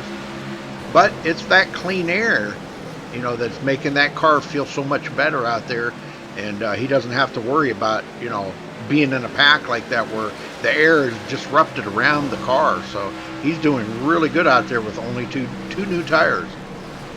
And then a little note on that too, Luis. I didn't mean to interrupt you, but which two did he take, inside or outside? He took the outside tires. We were able to go back and watch. He took the outside tires. Very which good. In a shorter run, when you take tires, that's going to help you because you can hold a little bit because of the banking. On the longer run, you really need the grip on those inside tires to make the car actually turn into the turns. Right. So that's where he's going to see the effects of those two tires coming first. So he's going to lose the little bit of that pointing the car into the right direction. Well, let's take a look at the race summary here real quick. We've had 10 cautions in, might as well say 140 laps here for 38 laps. And we've had 11 lead changes. And right now, Nelson Rivera has led the most laps, and we are under caution. Yeah, I think this one involves the 53 of Nick Olson, Rudy. Yes, sir. On top of it right here, Nick Olson going around. I'm not sure if he had any help. Take a look at it. The 31 comes up on the inside of him here. That's Douglas Hess, and those two get together. Douglas Hess does tap him and sends Nick Olson around into turn 2. And he will bring out the caution. I don't think he got a whole lot of damage on that. Kind of more hurt his pride than anything, I believe. Oh, yeah. And it was not one of the hardest hits that we've seen today. So right. Doug just got a little bit loose on the bottom, shoot up the track. The 53 was on the outside. Just got a little bit of contact, but that was enough to send Nick a little bit wider than he wanted. Lost the grip, went to the marbles, and just hit the wall. Well, again, Brian Wilson brings them to pit road here. Now, he took 2 tires on that last pit stop. Let's see if he takes 2 tires again or if he's going to take 4. I would imagine he'll take 4. Yeah, I'm watching Brandon Simmons here, Rudy, to see if he takes 4. He does. Yep, and it's going to be 4-tire change for Brian Wilson as well. And Nelson Rivera with 2 tires, and he's away, and he will retake the lead here with a 2-tire change. There you go. Strategy play, bringing the 77 back to the front. And that's what it seemed like, his car runs so much better out there in front. And whether he's got 2 tires or 4 tires, it really doesn't matter to Nelson right now. So, is he in TeamSpeak anywhere? Maybe we could get a word in with Nelson. He was having problems connecting to. They run a separate TeamSpeak for his team, so he's probably over there. Okay. All right. Well, how about we get a word in with, Stephen Massey. There you go. Good one. If we can find him now. There he is. I got him. Stephen Massey, you got a copy? Yes, sir. Well, you're back in 4th place. Are you comfortable with that place for right now? And do you have the car to maybe pull out a win here today? I think I got a good car. I'm not comfortable in 3rd place or 4th place, wherever I am. I'd like to be out front. 3rd, I guess, or something. 4th, I don't know. I think I can get up there. I think I have a car that can lead. I had a bad adjustment earlier when I was out front, so I went back on that, and it's starting to come back to me a little bit here. I felt like I was faster than Brian there, but it's so hard to pass here. You know what I mean? So we'll see what happens. Yeah, absolutely. I can understand that. Yeah, we haven't seen what little bit of passing we've been seeing is a guy maybe go a little bit high in the turn and leave that bottom open where somebody can get through there. But it's been great racing out here, Steven, and you've really been putting the pressure on these leaders up here. You've led 10 laps, so you've got the taste of what it's like to be out front. How much better in clean air is it than back in that dirty air behind everybody? Way, way, way better. Way better. I'll bet. And I think that's why we're seeing a lot of these guys taking 2 tires just for track position. So, all right, well, Steven, good luck, and we'll let you get back to work here, brother. Good luck. All right, thanks, bud. All right, we're about to go back green. He sounded pretty confident, Rudy. So Yes, sir. if he can get clear of these guys, I think we have a contender over there. All right. Well, let's get them going here. Nelson Rivera about to get the green flag here in just a minute. Pace car's in. And here they go once again. Boy, he got a good jump on Brian Wilson that time. And look at the jump Stephen Massey got on Brandon Simmons. And he will go immediately right into third place here. Brandon trying to come back, though. I don't know how long that's going to last. Nope, it's not going to last very long because Stephen Massey put the hammer down on that backstretch. Yeah, he really drove the car into 3 and 4 on the outside and made it stick. Yes, he did. AJ Scarborough now in 5th. I was looking for Michael Kinner. He's back in 8th place, but I'm still not going to count him out. He's going to pick off a couple more here, I believe. He comes up on Tony DeGennaro, which Tony's been extremely good here today. He's been right in that top 7, 8, 9 all day long. Yeah, Kinner had a bad pit stop. He lost a lot of position on that pit stop. We don't know if it was because he was waiting for adjustments or if it was just a bad service from his crew. Looking back from our leader to second place, Brian Wilderson. And Brian, boy, he's fighting off Stephen Massey, and it looks like Massey is going to get him. They're still side by side. They're side by side yet. He gets a pretty good run off of turn 4 and will take over second from Brian Wilderson. An awesome job by both drivers keeping their lines and showing everybody at home how to run clean but still extremely aggressive. No room for error, diving into 3 and 4 side by side, sliding all the way around the turn.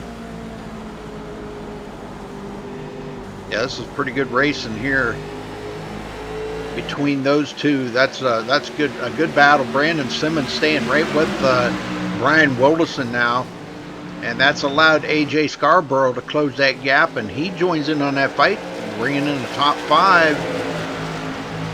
And it's about 3/4 of a second back to Michael Libby. Now Michael's got some damage, but he has come up through the field. He started 4th and got way back in the field. If you remember the first part of the race, somehow he managed to get way back into like 15th. Oh, we have a caution. Oh, Michael Hibbs into it. Gets collected by the number 83 there of Josh Sheets, looks like. I'm going to go find out what happened to Josh Sheets here. He got loose on the elbow, going into that elbow in the back stretch, hit the inside wall and lost control, drove it all the way back to the track. And the number 10 of Hibbs had nowhere to go. He was just coming full power on the outside. Very, very big hit between the 10 and the 83. Yeah, I'm watching it right now. Josh, oh man, yeah, nowhere to go. And you know, Michael Hibbs had kept that car. He was back there a ways, but he kept the car decent. I'm trying to find him here. Well, yeah. Rudy, at this moment, we just saw a lot of strategy play out in the track. We saw Nelson bringing everybody through the apron in 3 and 4 like he was pitting. Last moment, he hit to the outside, brought Steven on the 6. In the 6 car, 13 of Brian, 32 of Brandon. The only guy who ended up going to the pits was AJ in the number 5. So he brought Michael Libby with him. But the first 6 drivers stayed out, with AJ being now in 7th. He's going to be on fresher tires together with Michael Libby and Ron Miller. That's right, yeah. And we're going to see how that's going to play out now. Knowing that it's hard to pass here, okay, he could have a little bit of a tough time, but at least he'll be able to get into the turns a little bit better. And we might even see him try passing on the outside. Especially if we go green, because we are now sitting with 151 laps. We're going to go 188, so it's 37 laps shy off the end. If we go green all the way to the end, it's a long way to go for tires that already have around 10, 15 laps on it. So if this race goes green to the end, AJ might be sitting in the catbird seat because of those fresh 4 tires that he has. That's where the last 10 laps, if he can be close to the leaders, he's gonna have a little bit more action because of the fresher tires. So he might be sitting in that position, Rudy, to steal this race away. That's right, exactly. Yeah, that could have been a strategy that, these guys weren't thinking about. That if somebody in the back like AJ, a good racer that he is, if he pitted and took them 4 fresh ones, man, they could be all sitting ducks up there, them front 6. Yeah, when we spoke with Stephen Massey, we heard track position, I want to be up front, we want to be up front, so no one wanted to give that position away, which is completely understandable. But staying out, on those old tires, you never know, especially on restarts, this track being very slick, a lot of rubber, a lot of oil on the track. If you have to restart with 30, 40 laps on those tires, you might see a lot of tire spin, you might see guys going sideways. If you have fresh rubber, you might just be in a lot better position to steal the race away. We'll see. We'll see how this thing's going to play out. Yes, sir. We're about to get the green here in just a couple seconds. They're on the backstretch going into turn 3, and we will get them going here once again on lap 153 when they take the green. So not many laps to go here, folks. 35 laps to go. 35.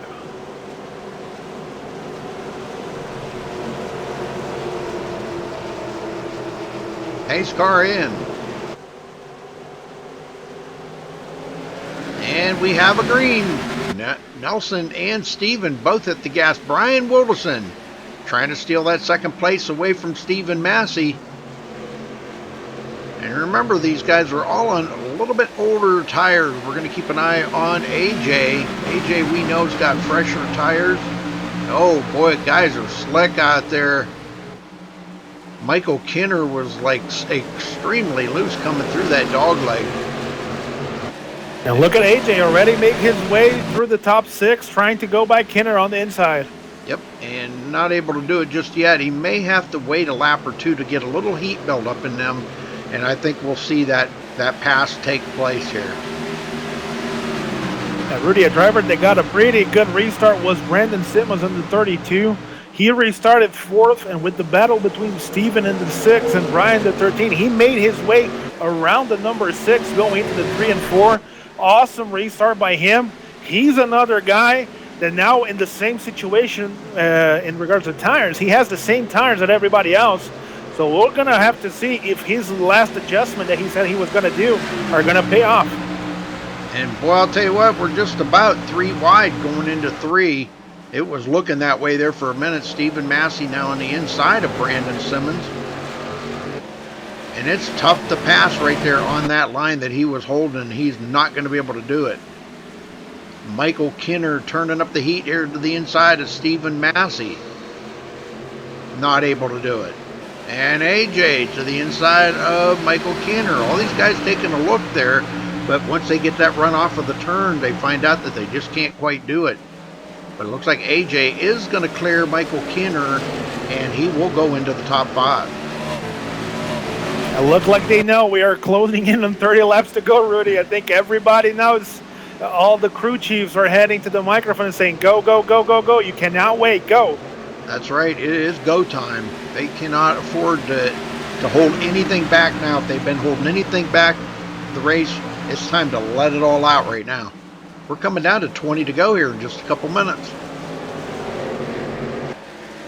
Nelson Rivera out front ahead of Brian Wilderson. And he's a full second ahead of Brian right now. Stephen Massey Nelson was able to pull away very easily, which is very concerning for everybody following behind because he's just driving away. Yeah, he's out there in that clean air. You know, you heard Stephen Massey say that clean air is makes that car way better.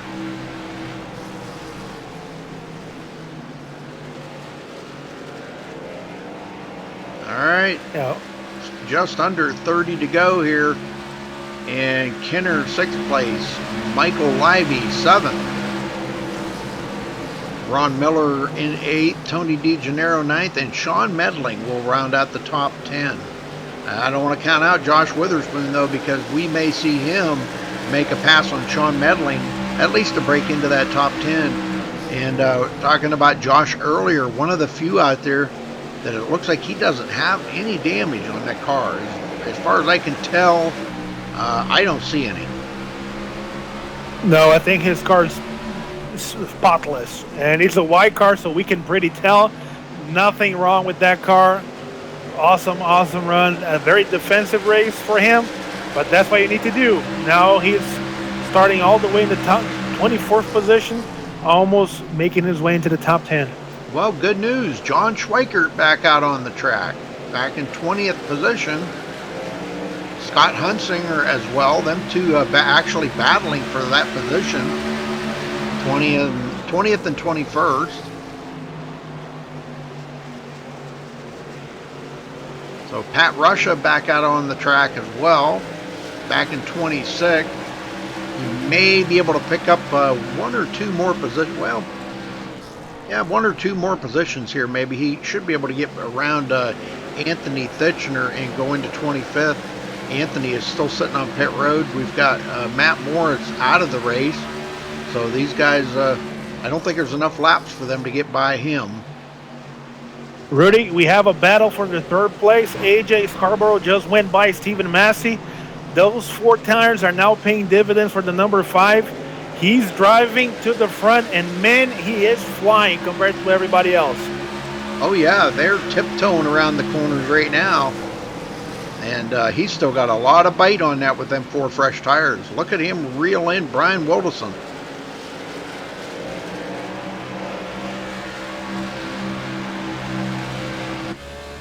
Ride along here with AJ for a minute and watch him close up here on Brian Wilderson. And the whole time he is closing that gap on the leader, Nelson Rivera. Nelson, one of the guys that took 2 tires.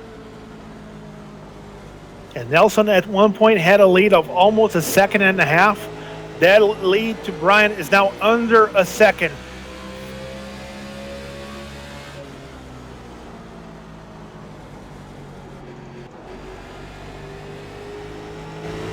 Looking back to AJ Scarborough from Brian Wilderson here, you can see Brian just barely closing that gap a little bit more each lap, and he's studying the situation right now, figuring out what he wants to do here, pass on the inside or the outside. And I look for him to try a little of both here. I believe he would have a little bit better of a chance on the outside with them new tires, but he's going to wait probably to see if Brian Wilderson's going to make a mistake, and he will get by him if Brian goes a little bit on the high side. And there he goes. He takes a look to the inside. So he's measuring them up right now. Yeah, from the top side here, Rudy, looks like he has a much better entrance of the turns than Brian right now. I think those tires are paying dividends for AJ because he's able to hold the brakes a lot deeper into the turn because of that extra grip that he has. Brian has a pretty good exit, so it's going to be interesting to see if AJ can adapt that driving style, find that little gap, put the nose of the car in where Brian's going to have no choice just to let him go. That's right. He's checking it out right now. He's taking a look here on the inside and going there into he goes. There he goes. And it looks like Brian Wilderson's going to let him go, but he gave him a little bump in the rear there. So now that AJ's got around Brian Wilderson, I believe he's going to set sail here and try to reel in Nelson, and they are going to get the 20 to go this time by. Yeah, I think Brian was trying to set up a cross move for AJ, trying to hold the brake to the outside and trying to cross him over coming out of 3 and 4. AJ just hold the brake a little bit longer to avoid the move. Brian had to check up, and the number 5 was able to complete the pass. Yep, very good. Very good job, too. I mean, that was just good, clean racing right there. Stephen Massey still hanging on to 4th place, but he's got company. Brandon Simmons wants that position. 19 laps to go here, folks, at Phoenix tonight. Been 188 laps. So great racing out here tonight with ECR. Thank you guys for tuning in and watching this with us. And thank you, Luis, for helping out in the booth. A tough night for you. I feel bad for you, man. Looks like you're going to be way back in the field. I don't even see you on the list here. That's how far back I am. 34th. Oh, man. Tough night. Well, if you're going to go down, let's go out early, give my guys a chance to rest, the whole thing, have a good race next weekend, so we're going to be prepared. No worries about it. It's not every time that we have a chance to be here in the broadcast booth and watch this race with everybody. So sometimes bad things happen, but you can get a pretty good outcome out of it. So what do you think here? AJ is starting to close up here. He's within 3/4 of a second of Nelson. I'm kind of thinking, oh, he did make a mistake right there. He took that turn just a little bit wide. That cost him about a 1/10 on the track. So he's going to have to stay focused here. And, and we always say this, Luis, catching them's one thing, but passing them's another. Exactly. I think the one thing that AJ doesn't want to see right now is another caution. Right. Because a caution right now gives everybody a chance to go back into the pits and get fresh tires. He does not want that. He has a good 15 laps of advantage on everybody else in terms of tires. And he's catching Nelson pretty consistently. If he doesn't overdrive the tires, if he can keep his car in a way that he doesn't overheat the tires, but still keeps a very consistent pace like he's doing it right now. He made a mistake 2 laps ago, put the car back on the way that he was supposed to drive it, made sure that he was hitting his marks. He's now back. He's almost half a second now behind. He already took a second away from that lead. Yeah, this could prove interesting. They're coming to 14 to go this time by, and he's got 14 laps, but he has been so patient out here, Luis. I can't believe the patience that AJ is showing right now. That he knows Nelson's fast, but he knows he's faster with fresher tires. Yeah, really, just to see how much these guys are driving with everything that they can. Both Nelson and AJ just drove exactly the same lap times. That's pretty wild. Wilderson now, he falls off back. He is 2.8 seconds behind these guys. He said, I'll just settle for third this week. Stephen Massey fourth. And Stephen's been battling with Brandon Simmons back here, and Brandon has really been putting him through the paces. Stephen knows he cannot, if he even makes the slightest little mistake, just go a little high in the turn or anything, Brandon will take advantage of that situation. So, and he continues to be the only guy, Rudy, who's being able to put his left side tires on that yellow line coming out of 3 and 4, use a little bit of that inside lane and gain a lot of position, still being able to pull that off. And he's gaining ground on Steven, slowly, but he's gaining ground. Well, he's closing up on Brian Wilderson right now. I think Wilderson just chewed his tires right up because he's got company now with Stephen Massey and Brandon Simmons, and he could wind up losing a spot or two on that with 11 to go.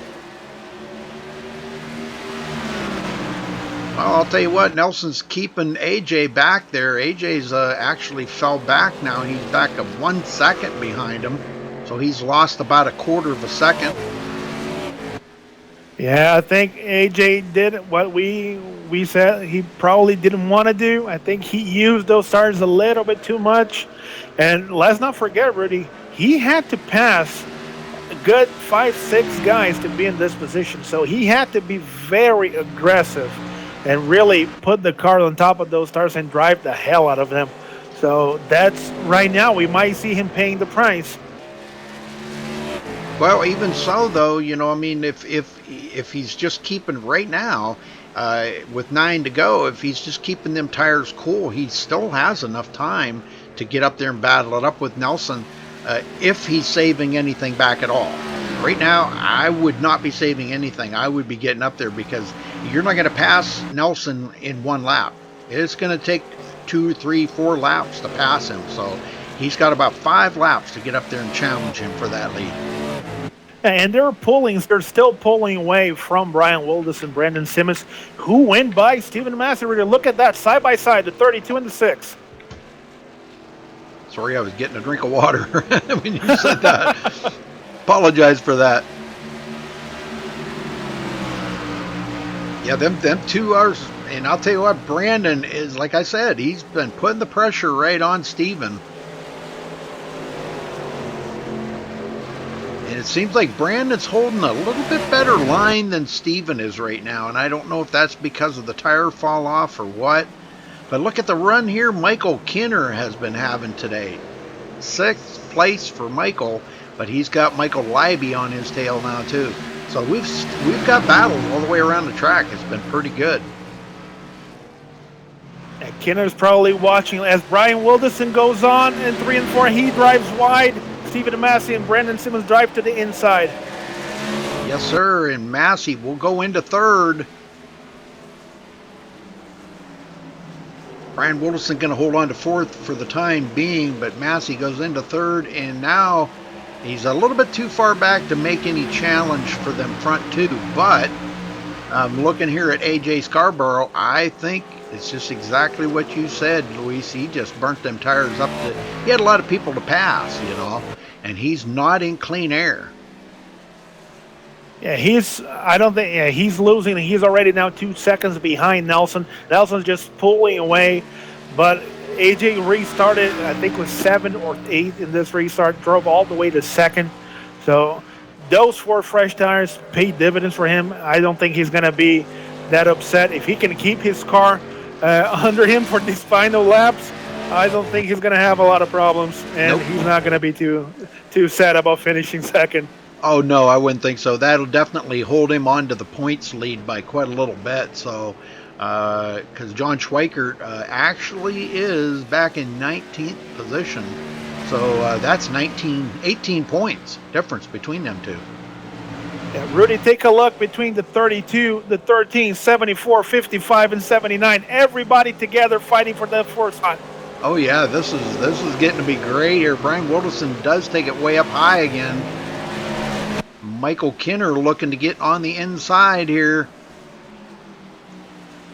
3 laps to go. They've just got 3 laps to do it and complete that pass. And Brian is really working it right now.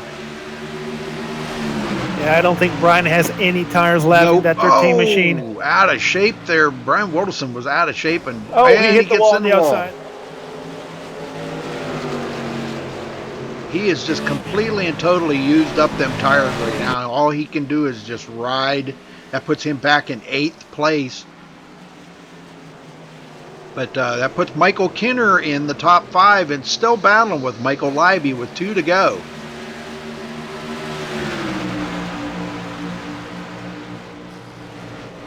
Here we go, Rudy. Nelson Rivera, last lap. Yes, sir. White flag will be in the air. There it is. 1 more lap to go for Nelson Rivera. And he has a 3-second lead over AJ Scarborough.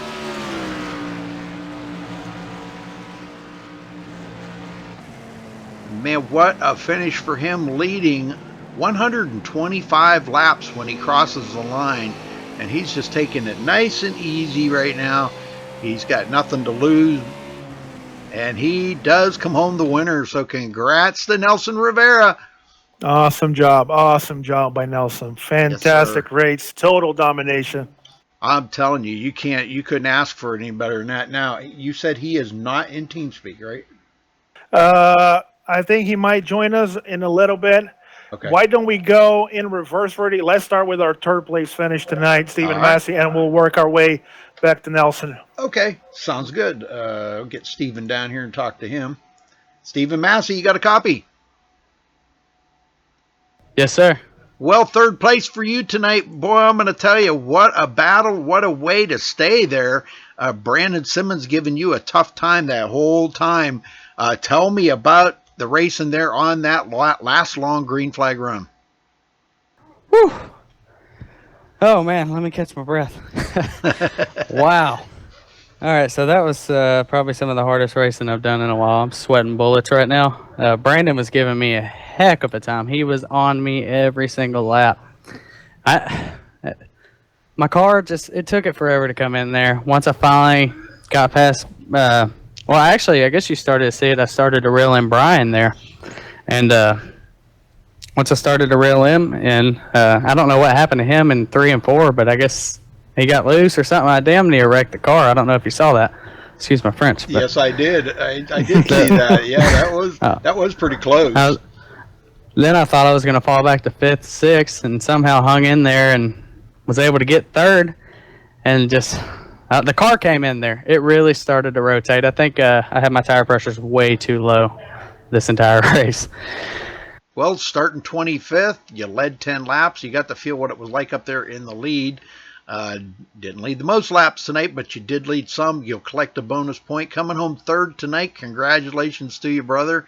And we're gonna let you give shout outs or thank yous to anybody you want to tonight. I'd like to give a shout out to Haters Make Us Famous squad. I mean, we really worked hard on this set this week, and it's unfortunate some of the other guys didn't make it through the race. I'd also like to give a shout out to Nelson, Brian. I think it's Brandon Simmons and AJ. That was some hard, clean racing right there. So, and shout out to you guys for broadcasting and putting up such great broadcasts. All right. Thank you very much, and congratulations again, Stephen. Man, I'll tell you, that was one heck of a show you put on out there today. Thank you very much. All right. All right. We have AJ here with us already, ready. Yep. You want to take him? Yes, sir. AJ Scarborough, Luis here in the broadcast booth. You got a copy, bub? Yes, sir. All right. Well, we just spoke with Stephen. He needed a couple seconds to hold his breath just because you guys ran one hell of a finish. Those last 40, 50 laps were insane. A lot of movement, a lot of guys going side by side. You were the first guy, well, the last guy to pit it. You had fresh tires on that last restart, and you restarted 7th. Made your way through everybody, trying to catch up Nelson. Just guide us through what was the thought process on pitting and what was going through your mind, the car and everything, driving your way to a very, very impressive second place finish. I just felt like any time in the race 4 tires was the best bet. And when I seen there was only 6 that stayed out in front of us, I felt even more confident. I didn't know I was going to be able to get through all of them and have a chance to get to Nelson, but just use my stuff up, trying to get to him, clip the wall a little bit, coming off the dog leg there, and that kind of hurt me. But Nelson was solid. He wasn't giving that one up. I see. Well, you saw that a lot of guys in the end, they ran out of tires, and that's what we thought happened to you. But you are the only guy after these 3 races to finish all 3 races in the top 5. So you're going to come out of here with the point lead secure in your pocket going to the Auto Club. So pretty sure you have a long way to go, but it must feel good to, after 3 very challenging races, to come out of this this West Coast trip with 1 race to go with the lead. Oh yeah, it feels pretty awesome. I've been the points leader since Daytona, won Daytona, so I've been the points leader coming into this race, and being able to maintain the points lead and have another top 5 finish is pretty awesome.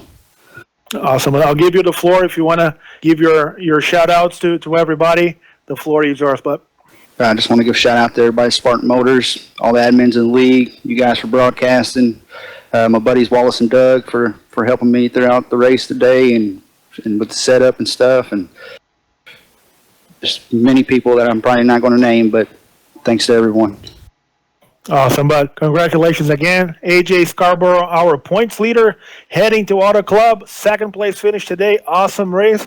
Rudy, I'll give you the floor to now talk to our race winner today, the 77, Nelson Rivera. All right, Nelson, you got a copy. I do. Well, congrats, first of all, on your win. Man, I'm telling you, one of the few cars out there, we were trying to get a count on them, one of the very few cars out there that did not have any damage on it.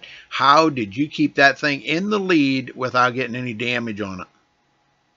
Well, it all started back at the shop with my teammates from Wild Child. They put a really good car under me. really well balanced. Didn't matter if I took 2 tires, 4 tires, no tires, low fuel, full fuel, the balance stayed the same, and it was a rocket ship.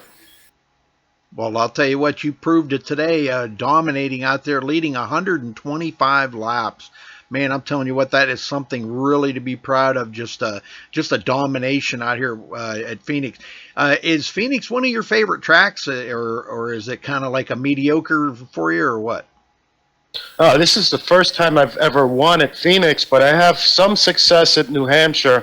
So I guess the flat tracks, are my bread and butter. Very good. Well, we were seeing a lot of guys having trouble with that transition on the dog leg there, coming back up onto the track. And I noticed you didn't really use it a whole lot. Is it the transition that kind of scares you a little bit? Yeah, no, well, the car was balanced down there too, but I felt like there was I didn't feel like it was going to be much gain down there. I only used it if I had a car on my outside. Just to give us some room on the dog leg, but otherwise I didn't feel like it was quite an advantage for me.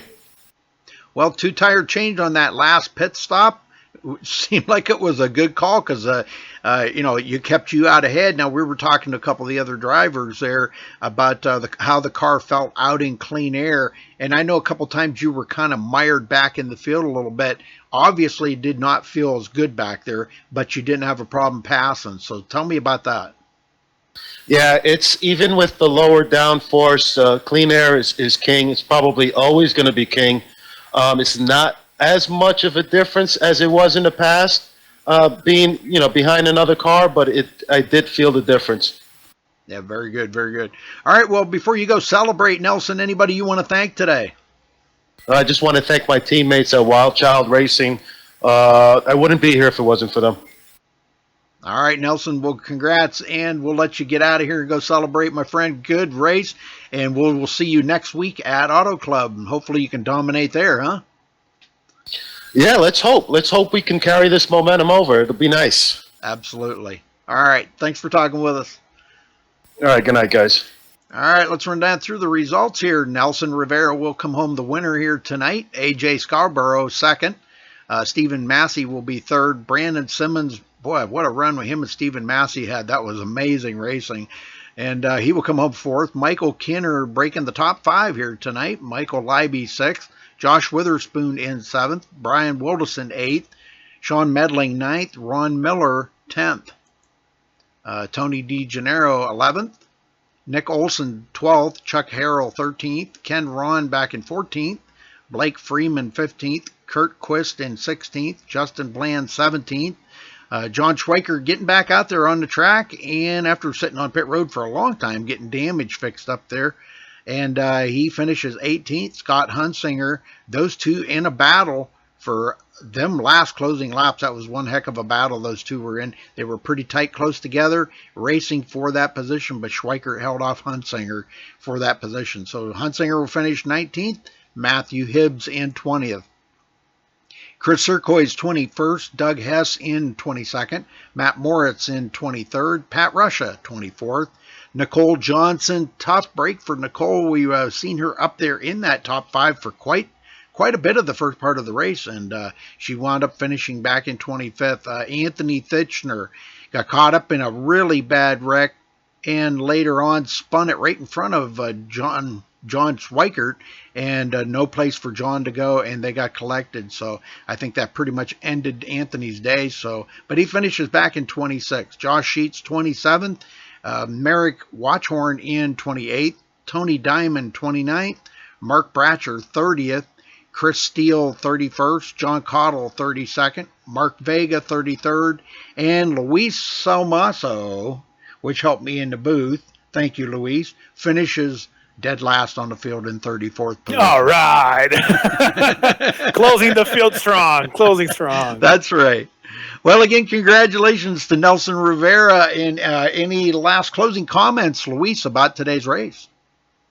I think I'm pretty sure everybody wanted to go through a race with a few extra cautions that we had. No one, especially in the race this long, 188 laps, I think everybody wanted to go more of a green flag run. But we knew that this race was going to be complicated. Phoenix is always a track that doesn't forgive any mistakes. With the temperatures very slick, everything that we've seen tonight, we had a hint from what we saw in our Xfinity race last night that it was going to be a complicated race. But in the end, I think we saw exactly what we expected from our drivers. Side-by-side racing, guys being aggressive, different strategies, racing being all the way to the end. Every caution, different strategies. You never know what's going to happen, and I'm pretty sure. And that's the feeling that I got. I'm pretty sure everybody else had the same. They had a blast. They had a blast driving, and that's why we're all here. That's why all the admins at ECR put so much effort into creating this league and making sure that everybody can come in, practice, race, and have fun. And I think this is translating. I want to thank, on behalf of all the admins from the league, I want to thank MaxSpeedTV once again for being our broadcast partner every Tuesday night for our Cup Series. I want to thank all of our other sponsors. And if you want to join ACR, if you want to come check us out, if you want to race with a really cool group of guys, our doors are always open. So every Tuesday night, we're here at MaxSpeedTV live at 9 o'clock. Check us out, ecrleague.com. We're always open for everybody else who wants to come in and be part of the family. So, once again, Rudy, thank you very much. Thanks for letting me be part of the broadcast booth tonight. And hopefully next week in Auto Club, I can put up a better show for you guys. Hopefully be talking to you only at the end of the race, hopefully in the top 3. There you go. That's a good attitude to have. Well, thank you very much, Luis, for helping out. All right, folks. Thank you. That'll wrap it up for tonight. And thanks for tuning in here on MaxSpeedTV. You were watching the ECR League Gen 6 Series here at Phoenix tonight. And congratulations again to Nelson Rivera for bringing home the win. We'll see you back here next week at Auto Club. Till then, folks, stay safe and have a good night.